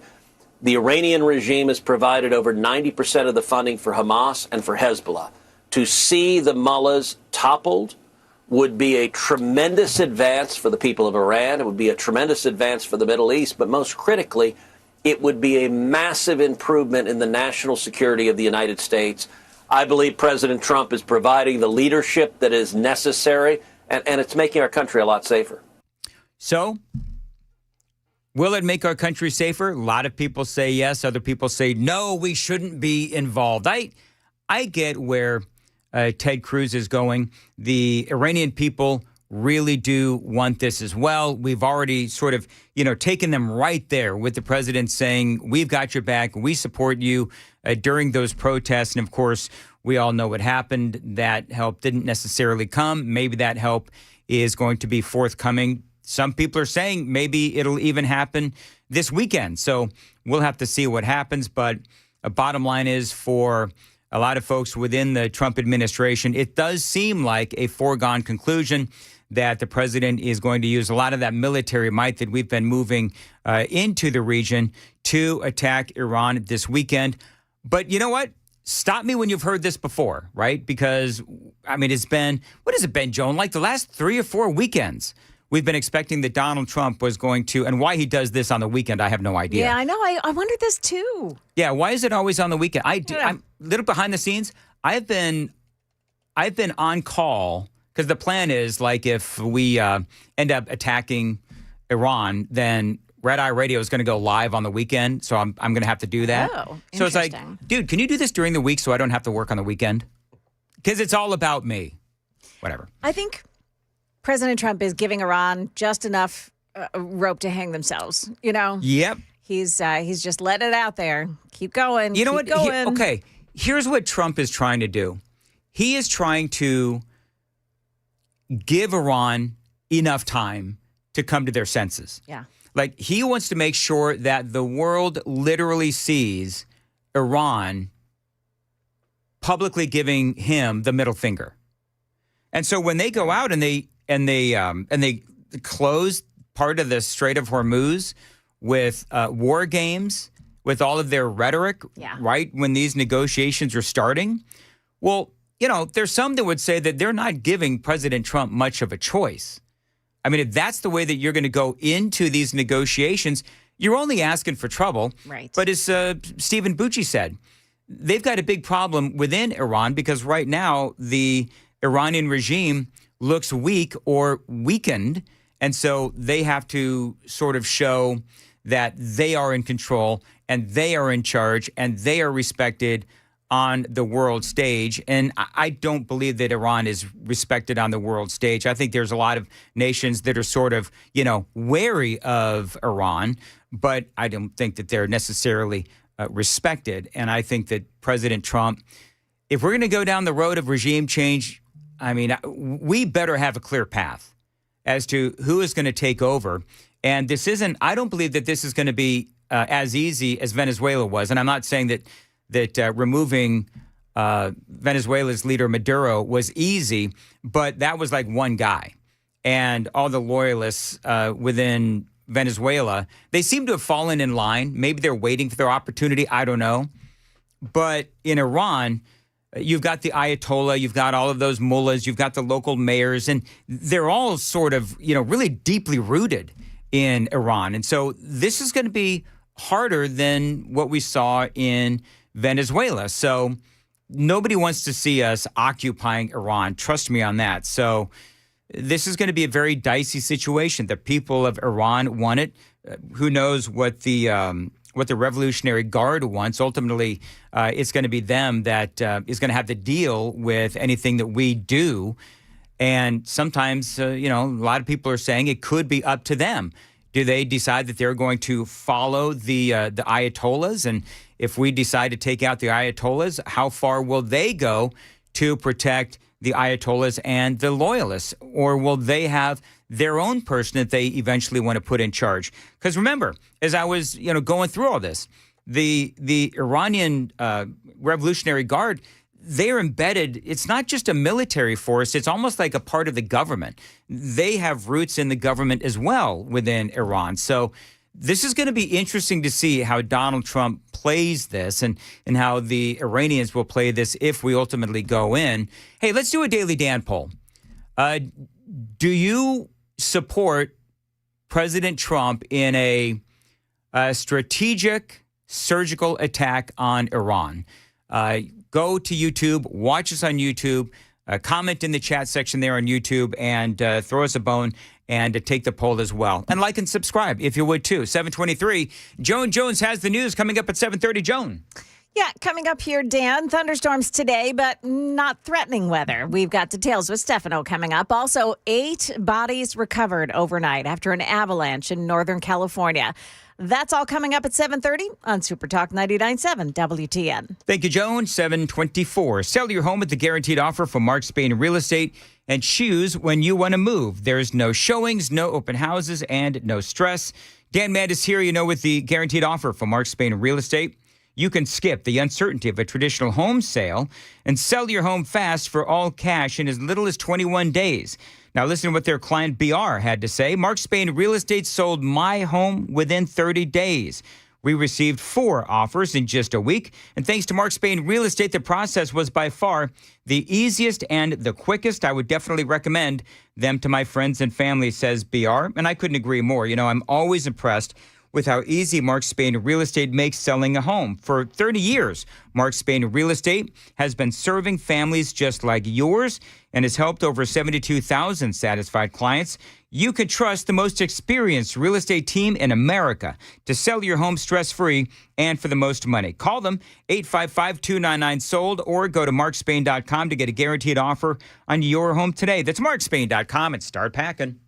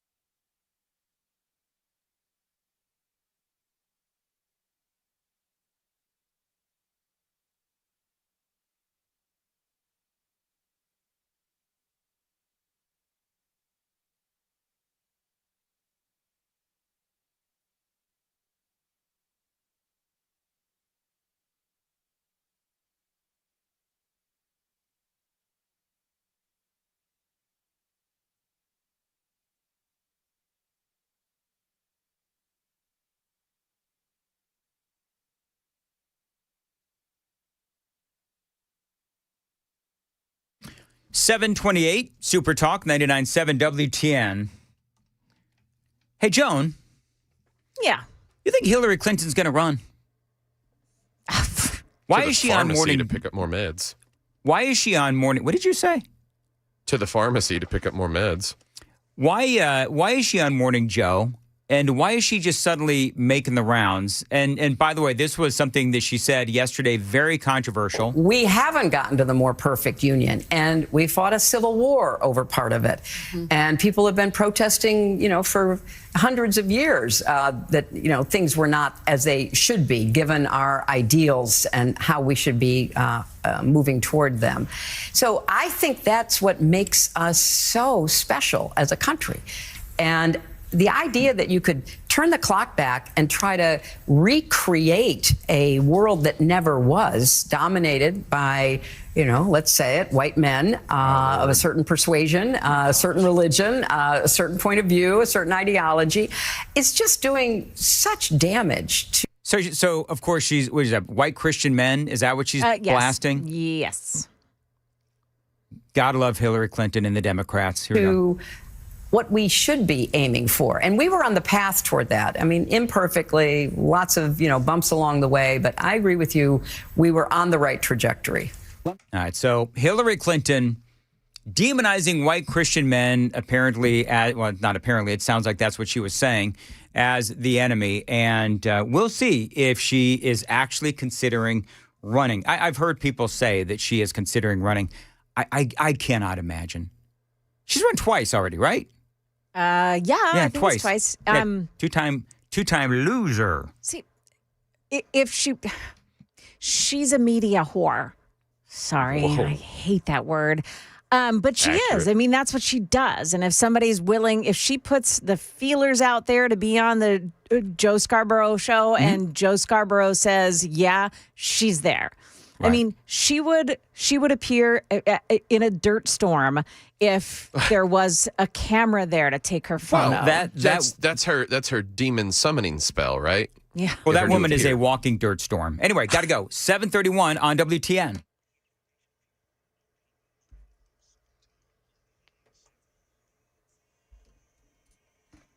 Good morning. It is 7:31. I'm Joan Jones with your top stories. The forecast is calling for some rain later today, and Stefano says for some of us, it could be more like thunderstorms. Thunderstorms with some good heavy downpours, maybe a 30, 40 mile per hour wind gust. But the best area for a strong thunderstorm, northern middle Tennessee, southern Kentucky. That's still a low end threat. Just a 1 out of 5 on that scale. Keep it here for the latest and Stefano's full forecast right after the news. The man formerly known as Prince Andrew, arrested in the UK, charged with misconduct in office after the Epstein files revealed he shared emails with Jeffrey Epstein related to his job as a trade envoy. I'm sure that the king has got his head in his hands about this at the moment. This really is a seismic moment, I've said, for the monarchy.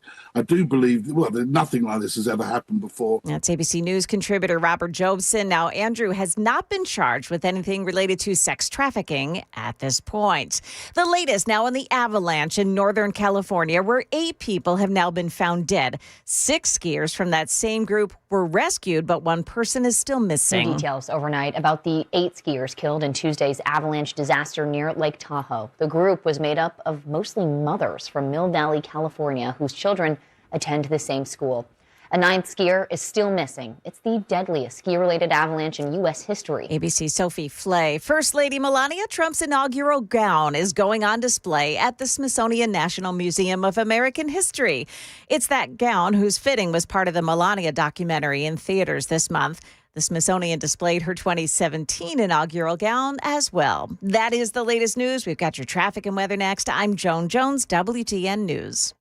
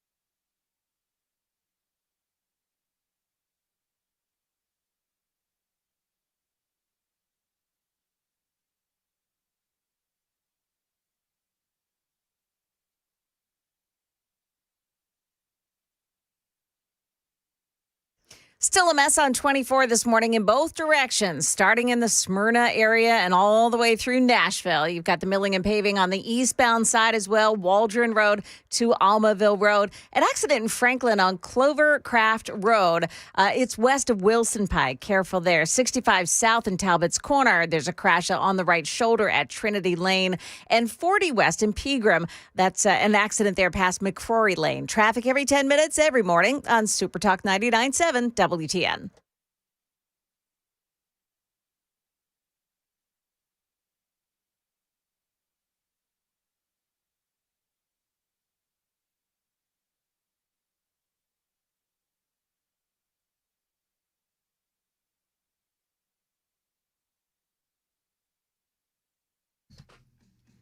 $7:37, Super Talk 99.7 WTN. Hey, Joan.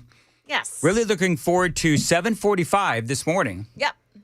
Where I'm going to speak to a reporter from The Hill, Lexi Lonis Cochran. And she's written an article, and I typically don't do these kinds of interviews, but it's actually really interesting. She's written an article on the culture of universities asking for donations from millionaires and billionaires like a Jeffrey Epstein. And so now, because you've had so many of these, university higher-ups that have now been named in the Epstein files, I mean, Larry Summers clearly is one. He's out as the president of Harvard, obviously. But it's changing the culture with how universities approach some of these millionaires and billionaires about money and realizing who exactly it is that you're asking money from. Because a lot of these guys, Leon, I think it's Botstein, Bard College, and of course, Larry Summers as well. We just mentioned a Yale professor as well.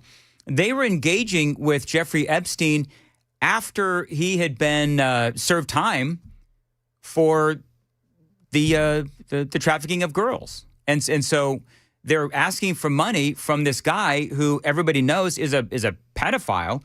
And so now it looks really bad when in 2013, 2014, 2015, they're asking for money from this guy who everybody knows has done abhorrent things to children. And so now it's really impacting the culture of colleges and how they go about and leading perhaps maybe to some changes in how they interact with some of these guys with a lot of money. So looking forward to that coming up at about, 7:45 or so. This is breaking news from the Daily Mail, Joan. Yes, I Donald see it. Trump has been rushed into an Iran crisis meeting as an insider warns a strike could come within hours. Donald Trump has been rushed into an Iran crisis meeting as a top U.S. ally warns the president is set to strike within hours. Trump summoned his top advisors for a briefing at the White House on Wednesday to discuss the ongoing nuclear crisis with Iran, according to a report from Axios. And so, It goes on to say the advisors presented him with options regarding nuclear talks held with the Iranian diplomats.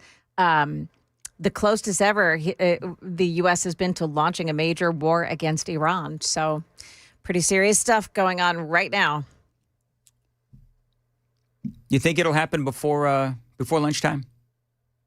We have an hour and a half before your show is over, so. Yeah, well, I don't know. I don't think it'll happen before I'm done. But it could be. You know what? Chad and Murphy show. They might get all the Iran fun if we do end up attacking Iran. This is a wait and see. Yeah. Remember, part of this too is what's the right way to put this? Part of this is a game that they're playing with Iran, right? Because if the negotiations are like maybe teetering, they're getting really close, or maybe Iran isn't negotiating in good faith. A story like this leaked to the Daily Mail, then it goes worldwide because the Daily Mail is huge. Yes. Well, then that may push Iran to negotiate in better faith. So we'll have to see ultimately what happens. I was just talking about Iran in the last segment, so don't want to go on and on about it. What's that? You spoke it into fruition. Is that what I did? Yeah. Okay. It's Dan Mandis' fault. No, not quite. Unfortunately, now, though, I don't have time to do what I wanted to do. So you guys want to go back to some of this audio of some of these people? It is, of course, Black History Month. And yesterday, Donald Trump, it was a great event where the president was surrounded by people who, it's Black History Month. And so he's surrounded at this event by a lot of people who the president has empowered. And so I talked about this in, I think, the 5 o'clock hour. I didn't get to all of it. So I want to play one or two other sound bites from people at this event talking about Donald Trump and how the president has helped them. There was a lot of talk about HBCUs and how the president has given a lot of money to the HBCUs. Here's another woman, a woman who started a business. She really hit it out of the park. I want to play you a couple of different audio bites. She started a business, and then she was able to expand her business because of the no tax on tips policy by Donald Trump. Here's that audio. But I ran that business with just myself and one employee. Then here comes no tax on tips. I was able to hire 7 more employees just by what she did. Not only that, I was able to open a second location on our college campus. But as a small business owner, I understand how critical support is. I understand that you have to have the right people that make the right policies for us as small business owners. That's why I am here today to just tell you that no tax on tips has been an amazing blessing for me. President Trump has been an amazing blessing for me. And at the end of the day, Jesus has been an amazing blessing for me. I mean, it was, it was church time. There is a lot of praise going on. And these policies, like no tax on tips, right? They help everyone. And so what this ultimately means is that more people are willing to work in and stay in the service industry. That's part of the bonus of the no tax on tips policy is more people are able to take more money home in their paycheck. It means that people have more money to spend on their families. And, whether we're talking about, this lady who started a business and then was able to expand her business, she's Black. But again, I keep going back to the whole Donald Trump's policies are helping everyone, not just Black people and not just white people, although the Democrats will say, oh, he's only helping white people. No, he's helping everyone. Businesses, of course, can also hire more. And that's also clearly, obviously, a great thing. More Americans are working today than any time in history. And since I took office, African American employment has increased by 182,000, the highest ever. Jobs. 182,000. Nearly 500,000 Black Americans have rejoined the labor force since we took office. 500,000 wages for workers have increased $1,000, $2,000, even $3,000, and even sometimes, in some cases, $5,000 a year. That's faster than inflation. So wages have gone up at a much faster clip than inflation. I mean, the president is right. He does have a lot to be thankful for. And I got to tell you that this event yesterday, and I thought it was interesting, too, because, and just put a bow on this, right now, some fast stats. Right now, we have more Black Americans working than ever before at roughly 21 million. That is higher than Joe Biden's number when you're talking about pure numbers. Biden had a lower unemployment rate than Donald Trump. Remember, right after COVID, the labor market became really tight and people could get a job anywhere. That's part of the conversation. But real wages for Black Americans and all Americans have kept pace and surpassed inflation. And right now, they do say that Black unemployment rate right now currently is at 7.2%. Now, that is lower than the average of the last 50 years. Still, some work needs to be done. But the bottom line is, yes, 7.2%, and more Black Americans are working now than ever before in rough numbers, in exact numbers. So the president does have a lot to be proud of as it relates to the black community. He does have, despite what you'll see in some of the polling out there, I do believe that the president does still have a lot to be proud of related to not only our economy, the black economy as well. It is 7:45 on Super Talk 99.7 WTN. 615-737-9986 is the number to text in. 615-737-WWTN. Time to check the roads on Super Talk 99.7.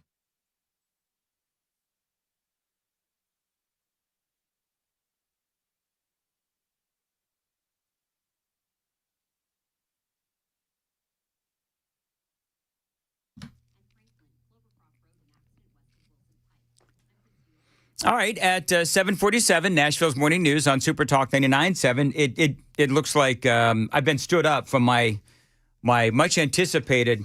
This is why, Joan, I don't like to hyper promote things. Oh no! Because stuff happens. I even said to Joan this morning, I can't wait to do this interview. I know. I was all giddy about it. I'm so sorry. That's all right. I'm still going to talk about the story though. Go ahead. But your weather for today, times of clouds and sun with a couple of showers, breezy and warm with a temperature of 76. Tying the record from 2018, possible severe thunderstorms this evening as well. Appreciate you listening to Nashville's Morning News, Super Talk 99.7 WTN. Okay, so this article in The Hill, and I do believe it is worth mentioning. And by the way, in case you missed the big news today, Prince Andrew has been arrested, as Joan has been reporting. It's not necessarily it is from information gleaned from the Epstein files, but it's not for anything related to, doing untoward things with underage girls. He was arrested his 66th birthday today, and detectives say that what he is accused of is misconduct during his time as a trade envoy for the UK after emails in the Epstein files suggest that he shared confidential information with his, and this is a quote from the Daily Mail, his pedophile friend, including reports on official visits and potential investment opportunities. Emails released by the U.S. Department of Justice appeared to show the former Duke sharing reports of official visits to Hong Kong, Vietnam, and Singapore. One email dated November of 2010 appeared to be forwarded by Andrew 5 minutes after being sent by his then special advisor, Amir Patel. Another, on Christmas Eve of 2010, appeared to show Epstein a confidential brief on investment opportunities in the reconstruction of Helmand province in Afghanistan. So he's sharing this confidential information with Jeffrey Epstein. And, obviously that is against, I don't know how against the law it is. I don't know if this is something where it's a slap on the wrist kind of a thing. I don't know if this is like, what is it? What is it? Arresting Al Capone on tax evasion? If this is the equivalent of that, I don't know. He's looking at life in prison, isn't he, Joan? Andrew, yes. It's not tax evasion. It's official misconduct carries a life sentence in the UK. So I guess that's a good equivalency from Dan on getting Capone for evasion when the real crime was being a mobster. And Dan has had some slippery elm go down the wrong pipe. I thought I was going to have to run in there for a minute. See, here's what I think about this is that Yes. They're sending in all of this, these search teams and the police, and he's been arrested. Now, they're making note of the fact that they didn't ask him to come down to the station for some questioning. No, they arrested him. Yeah. So, and they're holding him in a cell right now. Now, I'm thinking that they're doing this search and, they're looking for documents related to him sharing information with Jeffrey Epstein. But, well, maybe we turned up some more documents related to sex trafficking and, young girls. So I think that this search is going to be much deeper than what we think it is. Well, and the more that they probe those documents, who knows what they're going to find. Yeah. And as we talked about in, I think it was the 5 o'clock hour, for all of the living in shame that Andrew is doing, he's still got a cushy life. He's living in a big house and on an estate, properties of the royal family. He's out there riding his horses. And yes, he is living in shame. That is part of the conversation. But he is also, he doesn't have to worry about, what the rest of the people in the UK have to worry about, which is, keeping a roof over the head, buying groceries and all that kind of stuff. He still gets some of the accoutrements of being a prince, even though he is clearly shamed. And he should be treated as the pedophile that he is suspected of being. Also, Princess Fergie? Fergie? Yeah. What about her? She's missing. What? Yeah. And by missing, I mean, the press has been looking for her because she's also mentioned in the documents. She is. And they can't find her. They can't locate her, so they don't know where she is. They were both living in the same property for a while. And now she's just not. Okay, so you're going to have to help me with my, was she, because I could give two craps about the royal family. Was Fergie married to Prince Andrew? Yeah. Okay. Yeah. And she was the redhead, right? Yes. Okay. She is currently believed to be lying low in the UAE or potentially the French Alps. Yeah. Lying low in the UAE, United Arab Emirates, really? Mm-hmm. Possible. I mean, so if they want to arrest her, can they? It depends on whether if there's an extradition laws. Yeah. I imagine between the French Alps area and the UAE, it'd be harder to extradite from the UAE than it would be to go across the pond to France. Be like, hey. Well, then does anybody really know where she really is? Because remember, these people have a crap ton of money. Yeah. Mm-hmm. So if they want to... the Daily Mail had it 3 days ago that she was potentially plotting a lucrative move to the UAE. Okay. I bet you they've made some sort of a deal. As shamed ex-Duchess tells friends she, quote, needs money to fund lavish lifestyle. Here's how the Yorks could fare in the Gulf. It's pretty hot there. I'd hate it. You couldn't pay me to live in the UAE. But if I'm... You tan well. But if I'm fleeing the kind of accusation... Look like you belong there.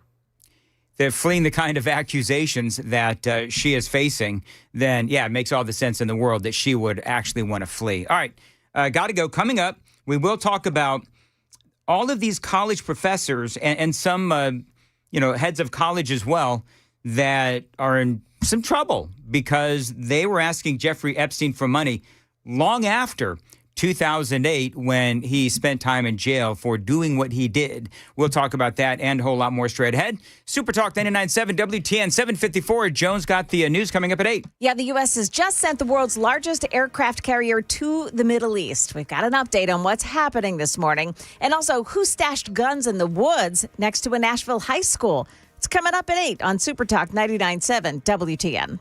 All right, thank you, Joan. 754, Generator Super Center. Listen, we have most certainly learned in the past 30 days or so that we simply cannot count on NES or any other government entity for anything, which is why I have been reaching out to my friends at the Generator Super Center to start figuring out my needs for a backup home standby generators. Now, listen, if the power goes out, if you have one of these backup home standby generators, your power goes out, and with these generators, your power goes right back on. Now, I learned how important generators are during power outages that I experienced during my time in Indiana. Now, we've also, last month or so, we've realized with the not-so-subtle reminder as to the power of Mother Nature to take out your power. So if you've been talking about these backup home standby generators with your family, talk about it with the pros at the Generator Super Center. They are the nation's #1 Generac generator dealer. This is not only a huge investment in your home, but also your family's safety. Now, they do feature expert installation and 24-hour monitoring. They're not going to leave you in the dark, and financing is available. So call them, tell them Dan told you to reach out. The Generator Super Center, 615-879-1952, 615-879-1952, Generator Super Center of Nashville.com.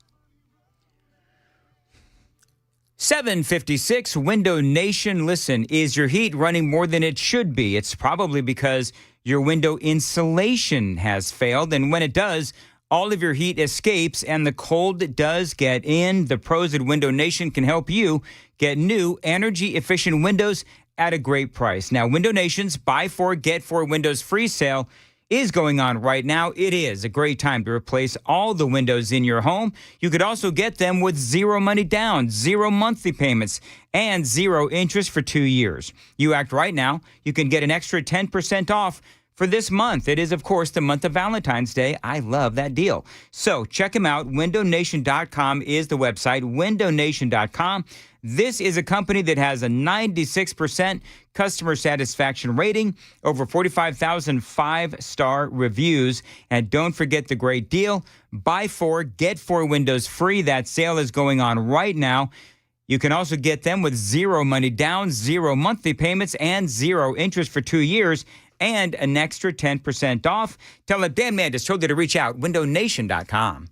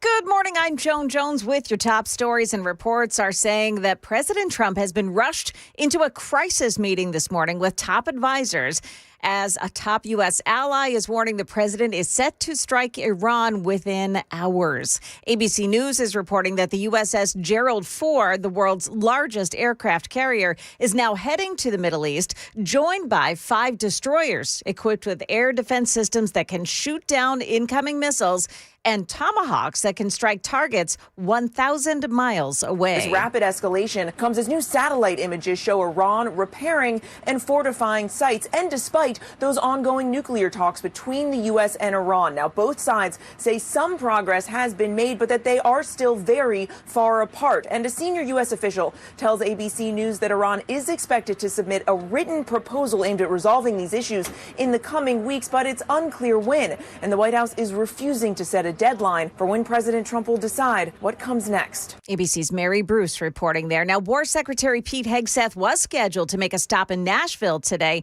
although it remains to be seen if he'll stay in Washington. He was scheduled to address the National Religious Broadcasters Summit at the Gaylord Opryland today. That event brings together thousands of Christian communicators for networking and training in media.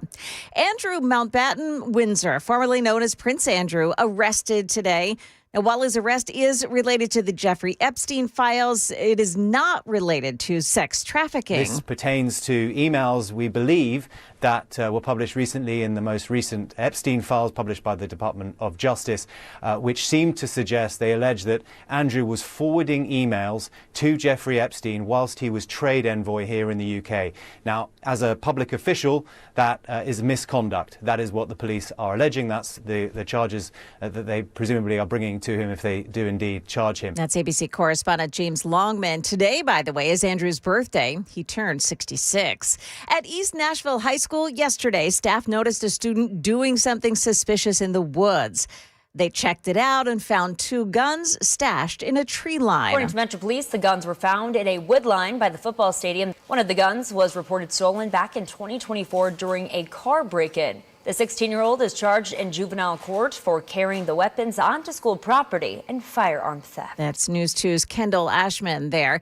Stock futures are pointing down this morning. Dow futures down 152, a half hour to go before the opening bell. That is the latest news, traffic, and weather next. I'm Joan Jones, WTN News.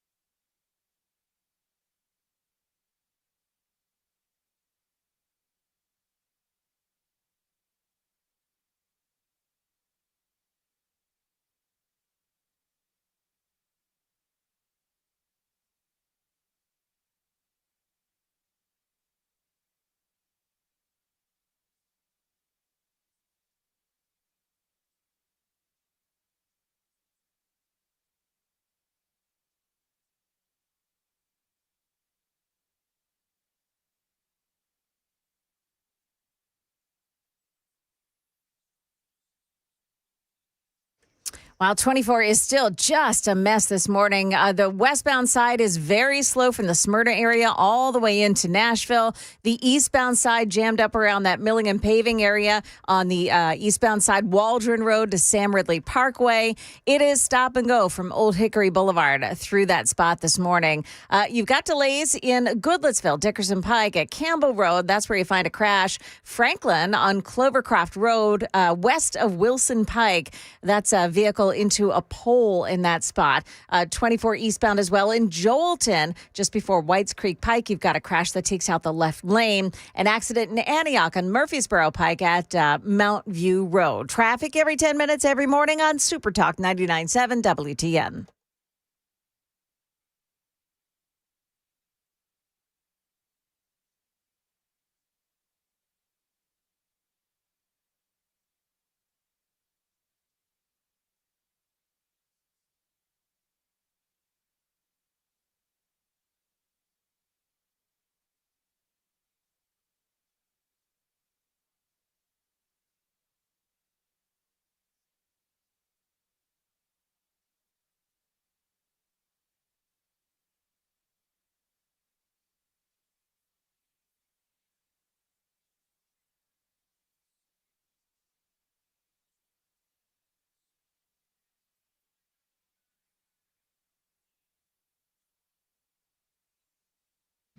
.806 on Nashville's Morning News on Super Talk 99.7 WTN.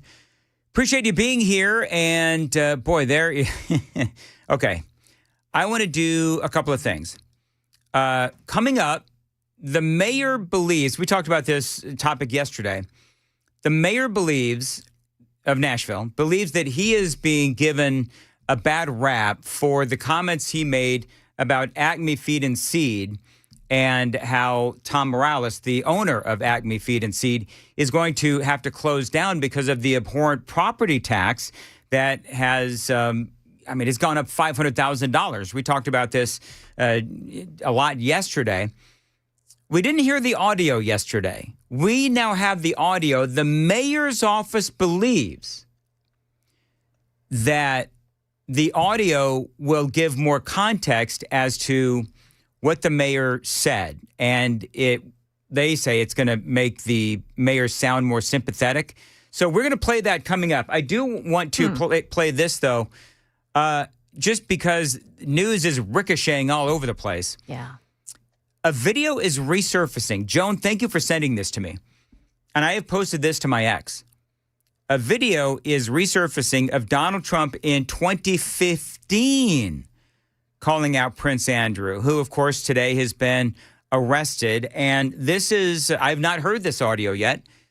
So this is Donald Trump, 2015, calling out Prince Andrew and talking about Epstein Island. You raised the question of Jeffrey Epstein in your remarks about in the Q&A. Well, I think he's got a problem. What do you think the problem will be? I don't know, but that island was really a cesspool. There's no question about it. Just ask Prince Andrew.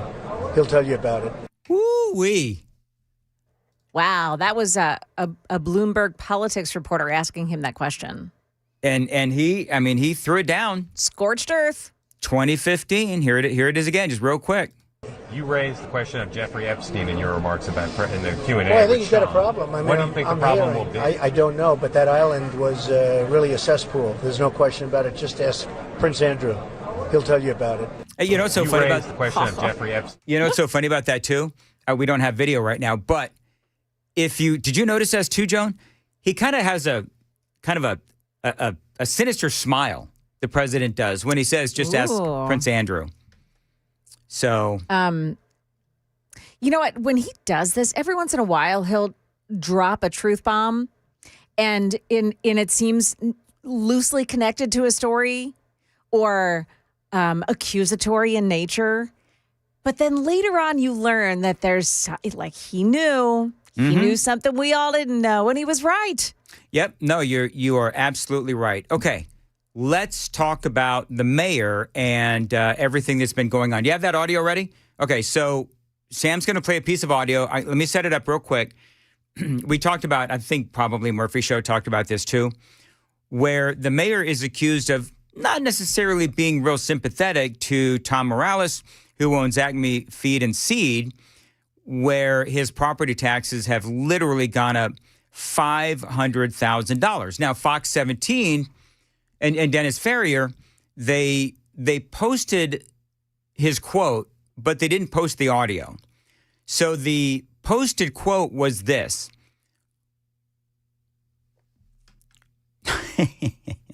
Hold on, let me find it. Doggone it. Here it is. The mayor said this. This is the quote. It's not up to me whether he keeps that business open, Mayor O'Connell said.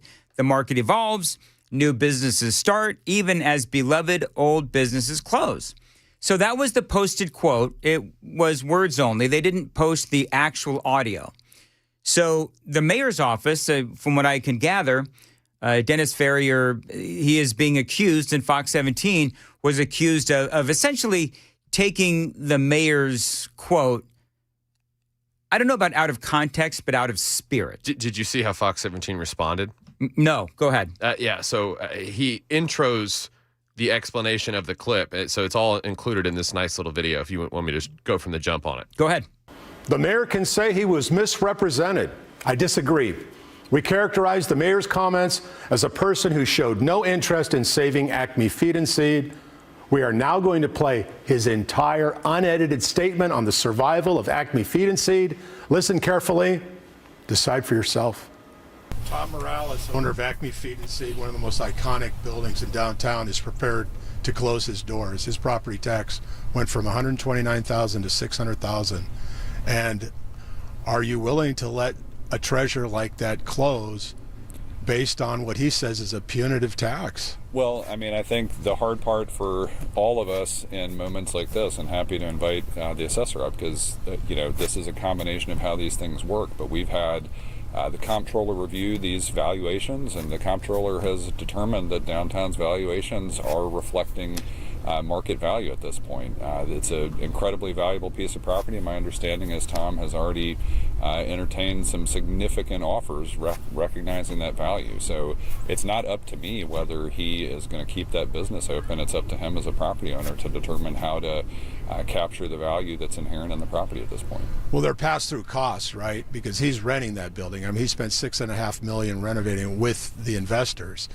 But it's different than some of these other. I mean, this is a man who saved the Loveless Cafe. This is the man who did dancing in the district. Most of the people here weren't even I've known Tom for years. Right. It's been a challenge. I know he opened Fifth and Woolworth several years ago, and not all of these businesses, based on the model, based on timing in the market, are possible for survival. I know every landlord has a different approach to this as commercial property owners. Some of them have, triple net leases, and there are a bunch of different ways for this to work out. Again, I think this is a tough one because you look at businesses all along Broadway, all along 2nd Avenue, you look at the volume of transactions that are there and the prices people are willing to pay for property, and it's tough, it's competitive. It's a place where a lot of people want to be, and the market evolves, and we see new businesses starting even as old businesses, in some cases beloved old businesses, are closing. We want to keep as many people enjoying parts of Nashville. We've seen other nearby businesses, Arnold's, go through it, where they at first thought they were going to sell, reopened. I'm sure Tom's been a creative entrepreneur for a long time, and one single business owner and a bunch of different businesses are going to find a way to thrive in Nashville. I'm confident of that. I don't know. So to me, it still doesn't sound like sympathetic. It doesn't sound, and by the way, part of Morales, part of his frustration is that he hasn't been able to get a meeting with Mayor O'Connell.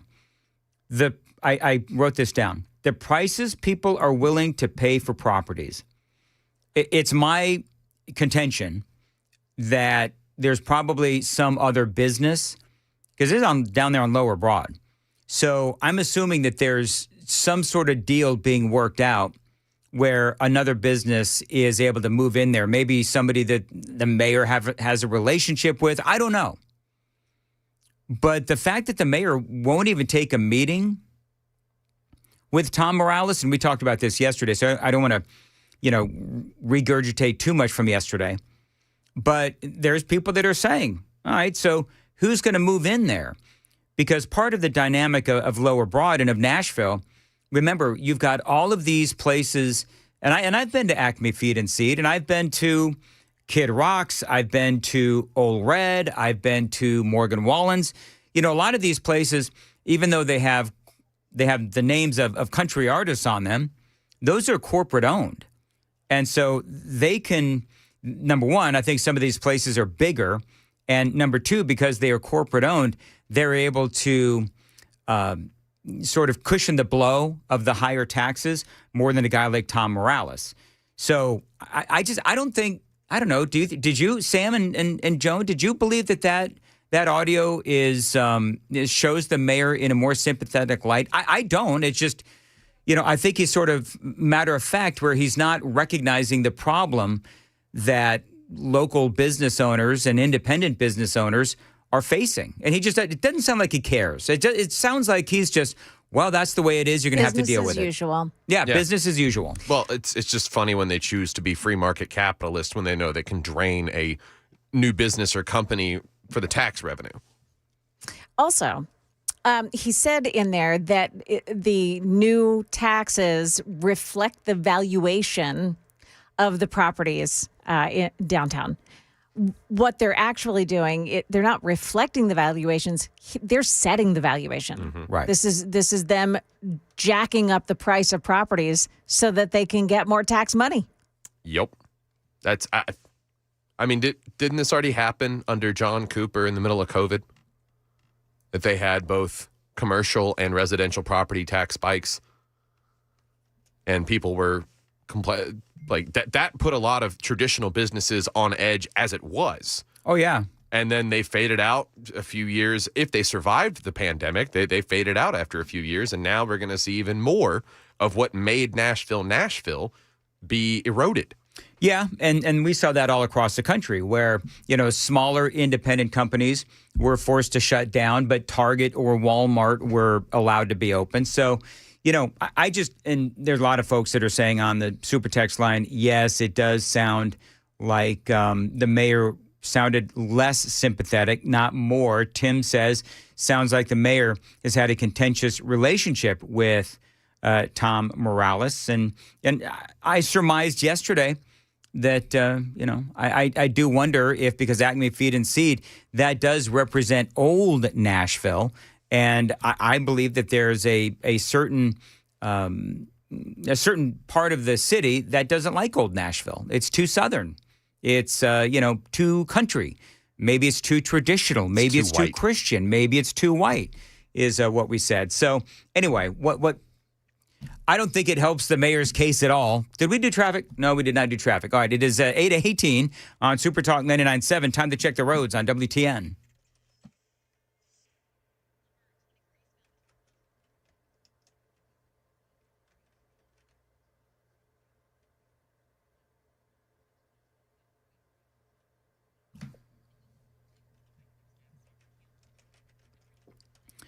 As far as your weather goes, times of clouds and sun, a couple of showers, breezy and warm, a temperature of 76, tying the record from 2018, by the way, possible severe thunderstorms in the evening.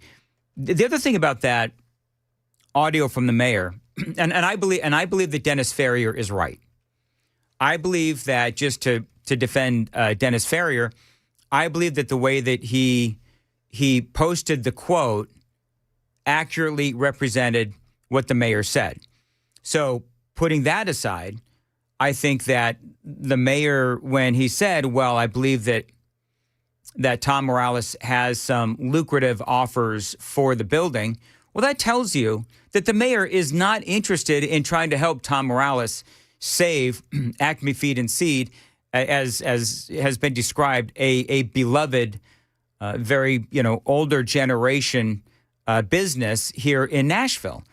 They want to bring in, they're going to bring in a corporation, and it's going to have, some country artist name on it. And that'll probably, maybe, if they are able to, build it bigger and better, then it'll perhaps bring in more revenue, because the Acme Feed and Seed is smaller than some of these other places. But that doesn't make it right.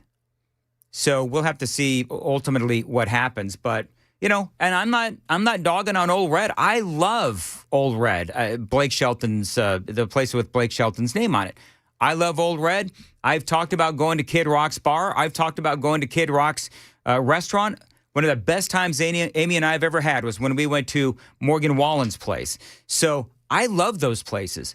I'm not dogging on them, but I also love the smaller places like Acme Feed and Seed, where, again, I have been to as well. They have country artists who are not playing covers. They're playing their own music, and the food is good as well. So I hope Tom Morales is able to find a way to solve this problem, this seemingly insurmountable problem that he has in trying to deal with the property taxes. And it just sounds like the mayor just doesn't care. That was Mayor Freddie O'Connell's "I don't give a crap" voice. That's what that was to me. Which he uses most of the time. I would like Murphy Show has been trying to get Tom Morales on his show, and I don't know if he's been successful or not. I would love to have Tom Morales on as well, but either, I think Murphy's been, really trying to get him on. So Tom, if you're listening, which you're probably not, Murphy Show 3 to 7 has been trying to get you on, and we'd love to have you on Super Talk 99.7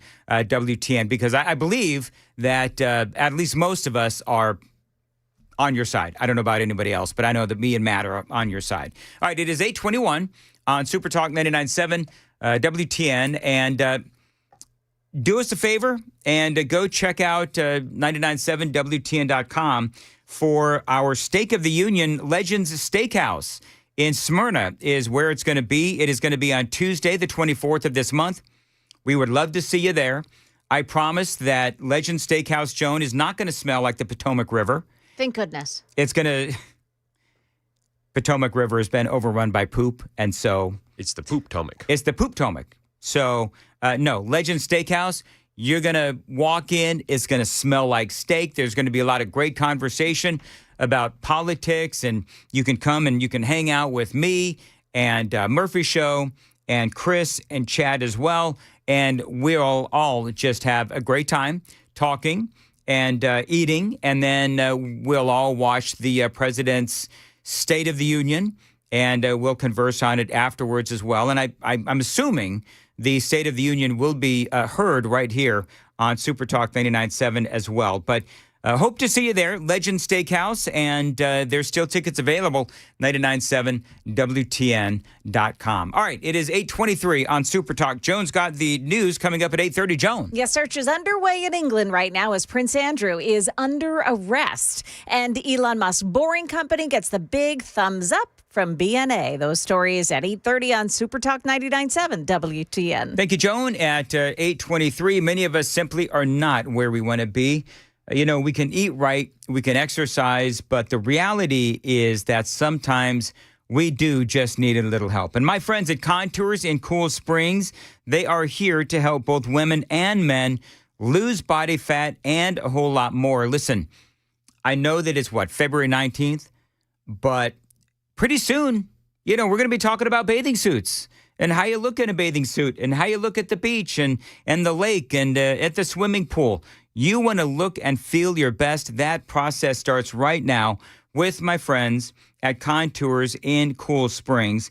Their ultra slim body contouring does guarantee you are going to lose a couple of inches around the belly, or that first treatment is absolutely free. It is non-invasive. It does not hurt, and the results are instant. I've gone through the process. Matt has gone through the process as well. And indeed, it does work. They are experts in red light technology. So if you want to go through the body contouring, or if you want one of their facials or several of their facials, all you got to do is call them right now at 615-236-9960, 615-236-9960, or find them online. It is ContoursLLC.com, ContoursLLC.com. Contours, all you've got to lose is inches.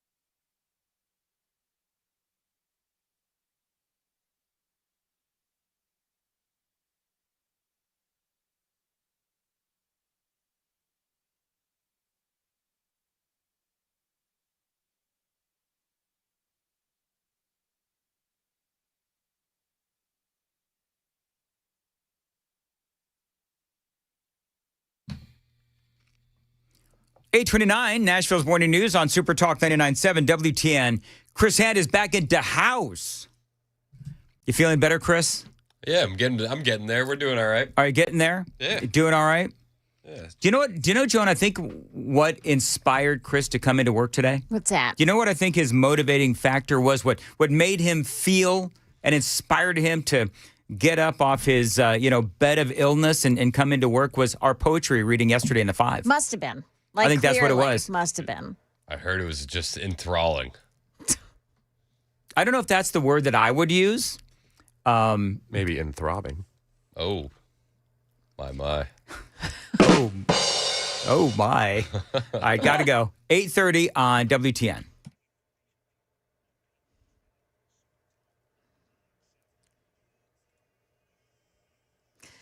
Good morning. It is 8:30, and I'm Joan Jones with your top stories. Got the latest on the arrest of Prince Andrew from ABC correspondent James Longman. Thames Valley Police here in the UK put out a statement. They haven't named him specifically, but they are saying a man in his 60s has been arrested. As part of the investigation, they say we have today arrested a man in his 60s from Norfolk on suspicion of misconduct in public office and are carrying out searches at addresses in Berkshire and Norfolk. They say the man remains in police custody at this time. They are not, like I say, naming Andrew, but we know that it is him. Emails in the Epstein files point to Andrew passing secret information to Jeffrey Epstein during his time as a trade envoy. It is a done deal. The Metropolitan Nashville Airport Authority voting unanimously yesterday to do business with the Boring Company and the Music City Loop. Here's News 2's Caitlin Quisenberry. This vote authorizes a license agreement with the Boring Company, beginning the process toward construction. Under the agreement, the Boring Company will pay BNA $34 million in license fees over 50 years, about $680,000 a year, just for the right to operate the tunnel. The deal also projects the airport will make about $6 million a year from pickup and drop-off fees paid by travelers using the loop. The Boring Company maintains the tunnel will come at no cost to the airport, covering all construction, operations, and maintenance costs. The Music City Loop could be open as soon as 2027. And Cheekwood Estate and Gardens says it will be open in time for spring blossoms. It's been closed since the winter storm. Ice brought down countless trees around the estate. It wasn't safe for visitors to come in until all of this could be cleaned up. Channel 4's Marius Payton. Now this year, Cheekwood is getting in on the patriotic theme of the nation's 250th birthday. Lots of red, white, and blue flowering plants, they say. Market Numbers brought to you by Beacon Capital Management. Online at beaconcm.com. And stocks beginning to trade now. And things are all looking in the red so far with the Dow down 143. That's the latest news. Traffic and weather next. I'm Joan Jones, WTN News. Thank you, Joan. Dan Mandis here, 8:32. And to tell you about my friends at Xfinity and their 5-year price guarantee gold medal celebration. When Team USA is on, you can almost see the moment a kid starts believing they could be next. Now, while Xfinity can't guarantee that, they can guarantee something just as important, that your internet price is not going to change for 5 years. No contracts, no commitments. So while your kid is ordering gear online, streaming highlight reels, or video chatting with coaches, your Xfinity internet price is not going to budge. And who knows, by the time the next Olympic Winter Games rolls around, your kid could be getting fitted for their very own Team USA uniform. And guess what? You'll still be paying the same price for reliable Wi-Fi for 5 years. And there's even more to enjoy with the Xfinity Gold Medal Celebration. Now through February 22nd, get our best price on gig Wi-Fi for 5 years, guaranteed. Just $50 a month. Plus, get Peacock Premium included for 2 years. That is a $10.99 a month value. Xfinity, imagine that. Proud partner of Team USA. Restrictions apply. Requires paperless billing and autopay with stored bank account. Taxes and fees extra. Actual speeds vary. To get started, call 1-800-XFINITY. Visit Xfinity.com or drop into a store today.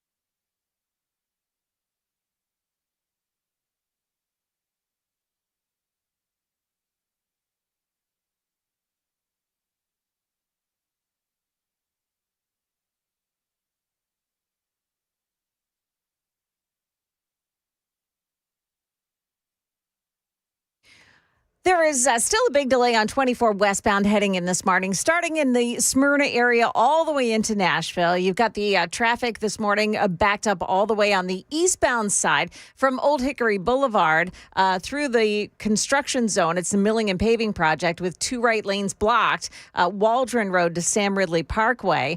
Whispering Hills, Nolensville Pike, north of Cotton Lane. That's the scene of a crash. Murfreesboro Pike in Antioch. There's a crash at Mount View Road. Traffic every 10 minutes every morning on Super Talk 99.7 WTN.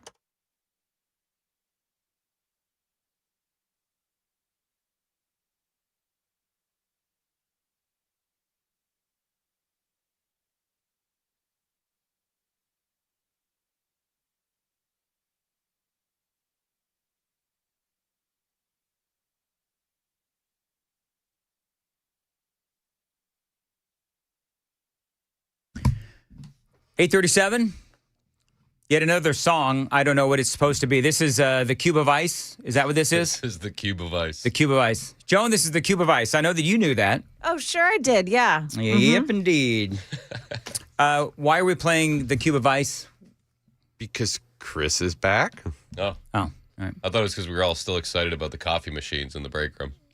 That's right. Yeah. Listen, Wally's Coffee. It's I cannot say enough good things about it. It makes for a good day.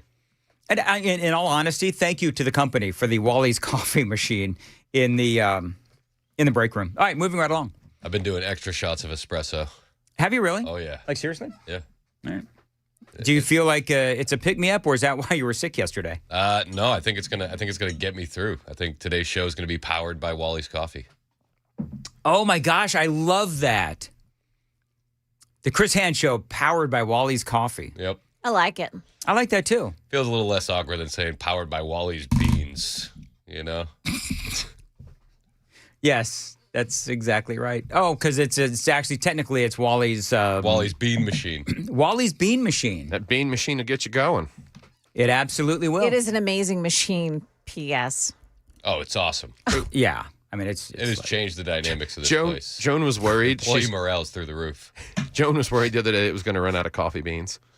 I was like, what happens? What happens after we all get addicted and the thing runs out of beans? That would be a bad thing. Yeah. We've all been, actually, in all seriousness, like we've been in a little bit of a better mood. The smallest thing. People are chipper. People are chipper. That's exactly right. We've completely forgotten about the other issues in the studio, haven't we, Chris? Yeah. You know what? Yesterday, yesterday, as I'm leaving, some of the salespeople were upstairs in our break room.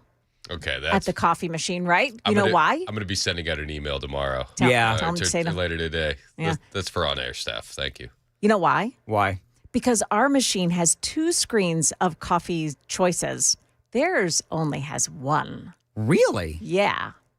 Yeah, but they've got the better vending machine. It's true. Mm. Does their break room also have a random column in it? Takes Yeah, up no. 15% of the space in there. No, it doesn't. Yeah. Actually, that's a great point, Sam. All right, let's talk about something people actually care about. Yeah. Wouldn't it be kind of cool as Donald Trump is giving his first Board of Peace speech that he also announced that we were at this moment bombing Iran? It would be something. Wouldn't that be cool? He's speaking right now. I know he is. Yeah. He's speaking at the first ever Board of Peace meeting. Yes. And yeah, if he said, by the way, in closing, we're bombing Iran, it would be pretty funny. I would love that. I don't know. Are you giddy about war with Iran? No. I'm not either. No, I'm not giddy about it. As a matter of fact, I could give 2 craps about the Ayatollah and all of his loyalists. I do care about the Iranian people, but this is going to be a lot harder than Venezuela. Yes. I mean, what they have going on there in Iran, they're embedded. I mean, you've got obviously the Ayatollahs, but then you've got his loyalists. You've got local leaders as well who are all about, the Islamic Republic and all that. So this is not going to be easy. No. So I don't want boots on the ground. I know Trump doesn't want boots on the ground either. We'll have to see what happens. Do you like the idea of a weeks-long bombing campaign? That's our winter promotion here at WTN. Thank you, President Trump. No, I'm not a big fan of any of it. But you know what? They got to do that to take this guy out. The question is, can they do this without any civilian casualties? That's the big question. I doubt that would be possible, right? And it's all about the the Revolutionary Guard. I mean, ultimately, that is going to be who decides who's the next leader. And I don't know if I don't believe we have a plan in place to. It's just not like Venezuela. We don't have a plan in place, or I hope we have a plan in place. I don't know if we do for future leadership. I don't want to be in charge of Iran. No. You know, the United States, we want to be in charge of Iran? No, we don't want to be in charge of Iran. So I don't know. What do you think? I don't know. I'm torn on the whole thing.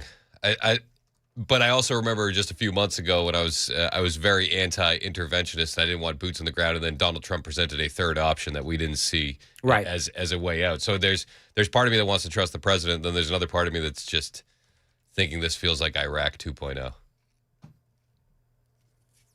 Yeah, I see it. Or quickly could devolve. But you know what the thing is? We already know, because we've hopefully learned our lessons from Iraq, right? So hopefully we've learned our lesson, and we're not going to spend, years in Iraq, Afghanistan. We could talk about that as well. Did you hear? All right, so we only did this once, and a couple of people, Joan, have asked me if I have actually, or we have actually talked about this, which is the inane question that was presented to. Not Kayleigh McEnany. Who's the other one? The current. Not Kayleigh McEnany. Caroline Leavitt. Caroline Leavitt. Yeah. I've had a bad brain day, man. You know what? Did you hear what happened to me earlier today? No, what happened? I forgot the combination to my locker. I've been using it for a year and a half. That is pretty bad. That is. I use it every day, and I'm 5 o'clock in the morning. I'm standing there looking at my locker, and I'm like, I can't remember what the combination is. Did Simon and Garfunkel start playing in your head? I don't know what that means, but... Hello, darkness, my old friend. And then suddenly, 2 hours into the show, I remembered it. Okay, how many of the numbers had you forgotten? All of them. All of them? I knew. So I said to Sam, it's 30-something, 20-something, 30-something, and the first and the last number are the same. I tried to tell him he could give Grok that information, and it would list the possible combination abilities to try, but randomly he just remembered out of nowhere. I did. It was very bizarre. So, yeah, very strange. But then we had a really we had a really good, fire-worthy first segment, and I was firing on all cylinders, and so I know that my brain's not going. Okay. I'm pretty sure. One of the first signs of your brain going is a bit of denial. Well, actually, it's the tinnitus first and then the denial. Oh, is that what it is? The tinnitus is first, then the denial. Mm-hmm. I start calling coworkers by their wrong names, Jane and Steve. Yeah. Did you hear this yesterday? See, I was going to call you Steve. Oh, you should have. You should have. Did you hear what happened yesterday? Where or when does the president believe he's been falsely called racist? Gee, I don't know. Could have been anybody, right? Could have I don't know, could have been this guy. This is CNN Tonight. I'm Don Lemon. The President of the United States is racist. Now, here's the thing. Don Lemon is always wrong, right? Yeah. So whenever you look at Don Lemon's reporting, it's always opposite day. So whatever Don Lemon says. But see, I believe that Ed O'Keefe from CBS, I did mention this earlier. I believe that when Ed O'Keefe said this, you've got to kind of like extract words and kind of just parse the words. Where or when does the president believe he's been falsely called racist? The key word there is falsely. So what Ed O'Keefe is saying is that Donald Trump is a racist. Got you. You see what I'm saying? Words matter. Words matter. Yeah. Especially to Elizabeth Warren. He is a thin-skinned racist bully. He has been racist. There's never been a president in American history who's been as so openly racist. A racist in chief. The president oftentimes resorts to very bigoted, xenophobic, Islamophobic, racist rhetoric. I'd like to tell Ilhan Omar there's a pair of handcuffs waiting for her at some point. In order of appearance, Elizabeth Warren, Hillary Clinton, Joe Biden, Rashida Tlaib, I think, and Ilhan Omar. The reason I say I think it was Rashida Tlaib is that said person was wearing a mask. Oh. So you know it's either Rashida Tlaib or AOC.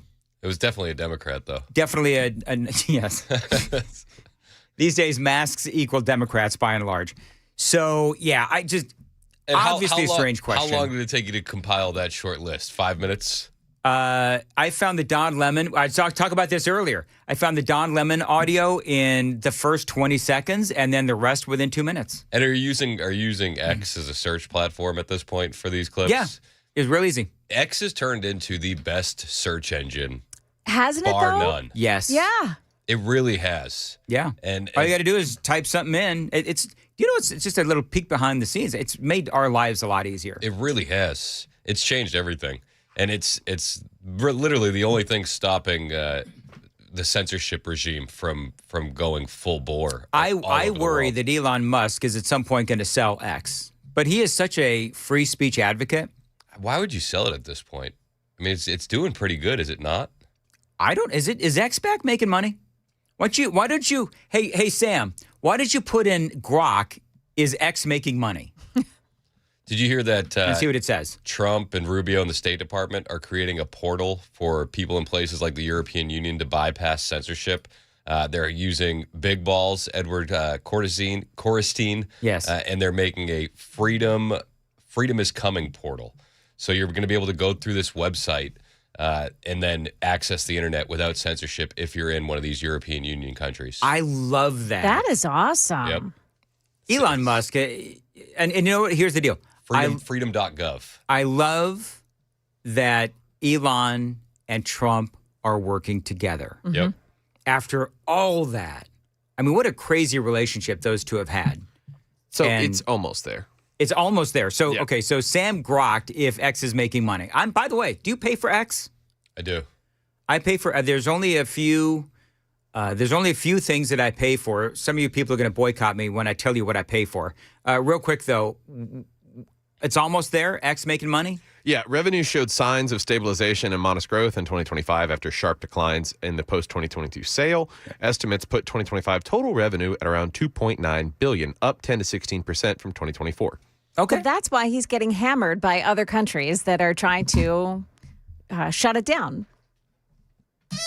Yeah, I mean, he's the last line of defense when it comes to some of these European nations. You're with right. free He is the speech. last line of defense. And And they're it's getting horrible. They're getting a lot of the news from X because you can't get anywhere else. Yep. The censorship is crazy. Yes. And part of the frustration with the censorship, obviously, is that the people in, for example, like the UK, everybody sees you know what it is? It's but the thing is, it's just insane because you're like, gee, sure seems like a lot of Pakistani men are raping our daughters. That's exactly Oi, right. what are you doing? That's exactly right. This is the government here. And, but you know what it's like? It's almost like when we experienced, number one, COVID, right? And a lot of people were, questioning the lockdowns, questioning the vaccines, and we were, shadow banned or whatever. And so at least the ship was righted in America. But there, it's getting worse. And everybody knows the censorship is going on, but nobody will do anything or can do anything about it, even though, the people of the UK and of Europe are calling it out.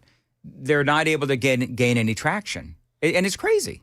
It's 100%. It's insane. Now, will they try to shut it down? Probably. Keir Starmer and all those folks? Why wouldn't they?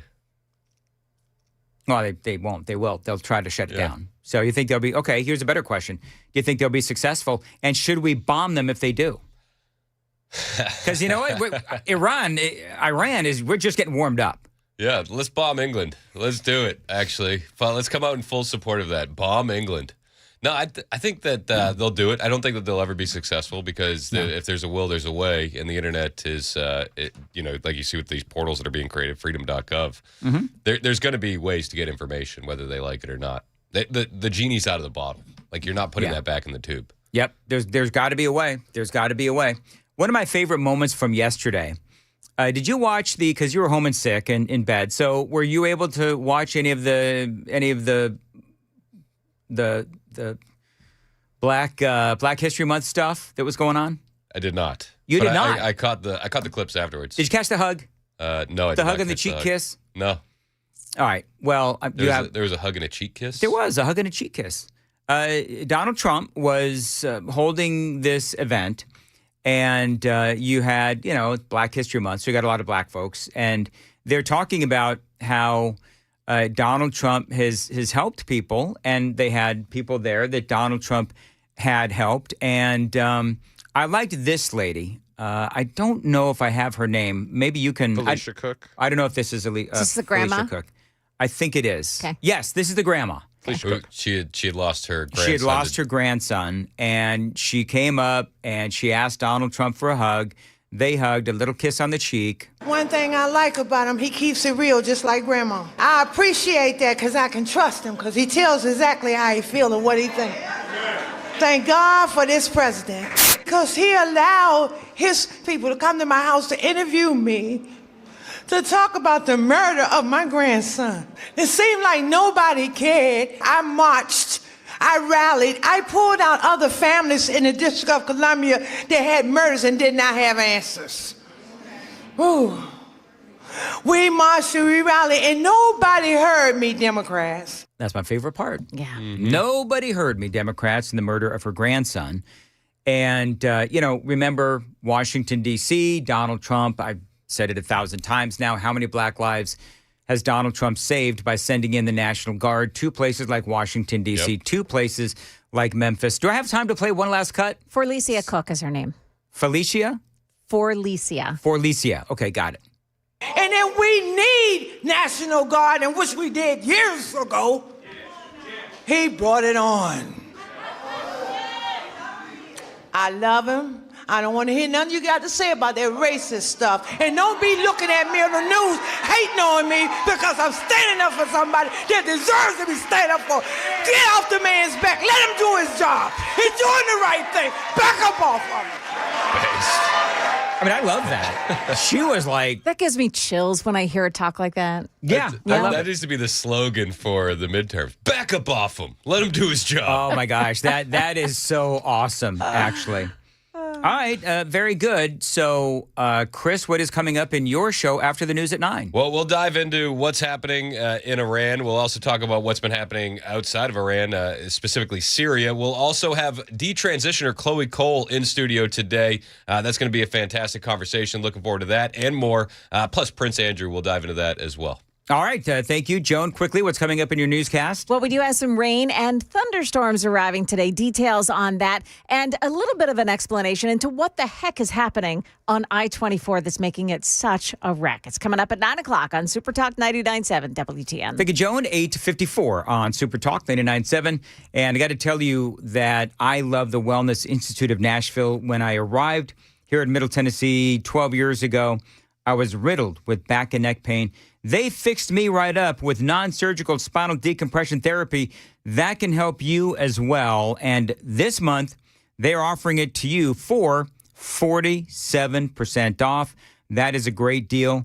Feel better for a lot less. The phone number, 615-246-5009, 615-246-5009. The website, by the way, is painisbad.com. Dr. Mitchell is my doctor, and he should be yours as well. Listen, you can have back or neck pain, sciatica, slipped or bulging spinal discs, herniated discs, spinal stenosis, numbness or weakness in the arms and legs, fingers or toes. All can be a past memory because they can help you feel better. 615-246-5009. You can experience robotic lasers, anti-gravity machines, cryo machines, stem cell stimulation machines, all right here at the Wellness Institute of Nashville. Tell them Dan Mandis told you to reach out. 615-246-5009. 47% off. When you call them, mention my name, painisbad.com.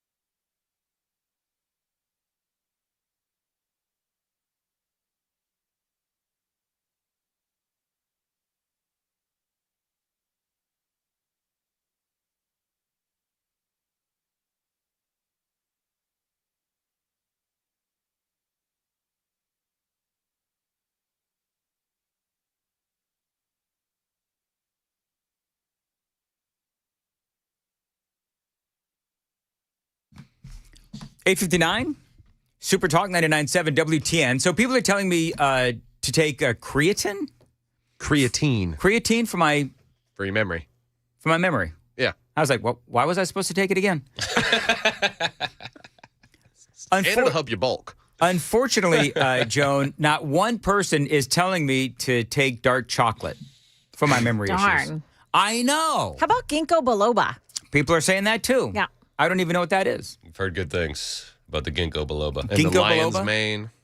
Yeah, lion's mane mushrooms. Those are good for you too. Doing shrooms, man. You know, this is the perfect music for doing shrooms. Yes. Well, the lion's mane mushroom, they say, actually breaks the blood-brain barrier and recreates and fixes neural pathways. Really? That's what I've heard. Well. Does it also make me stoned? No. No? Nope. Dan's not interested. You gotta stick with the usual suspects for that, Dan. All righty, I'll see you tomorrow, maybe, on Super Talk 99.7 WTN. You might forget what time the show starts. 6, right? It's 6? It's 6. It's definitely 6. See you at 5 on WTN.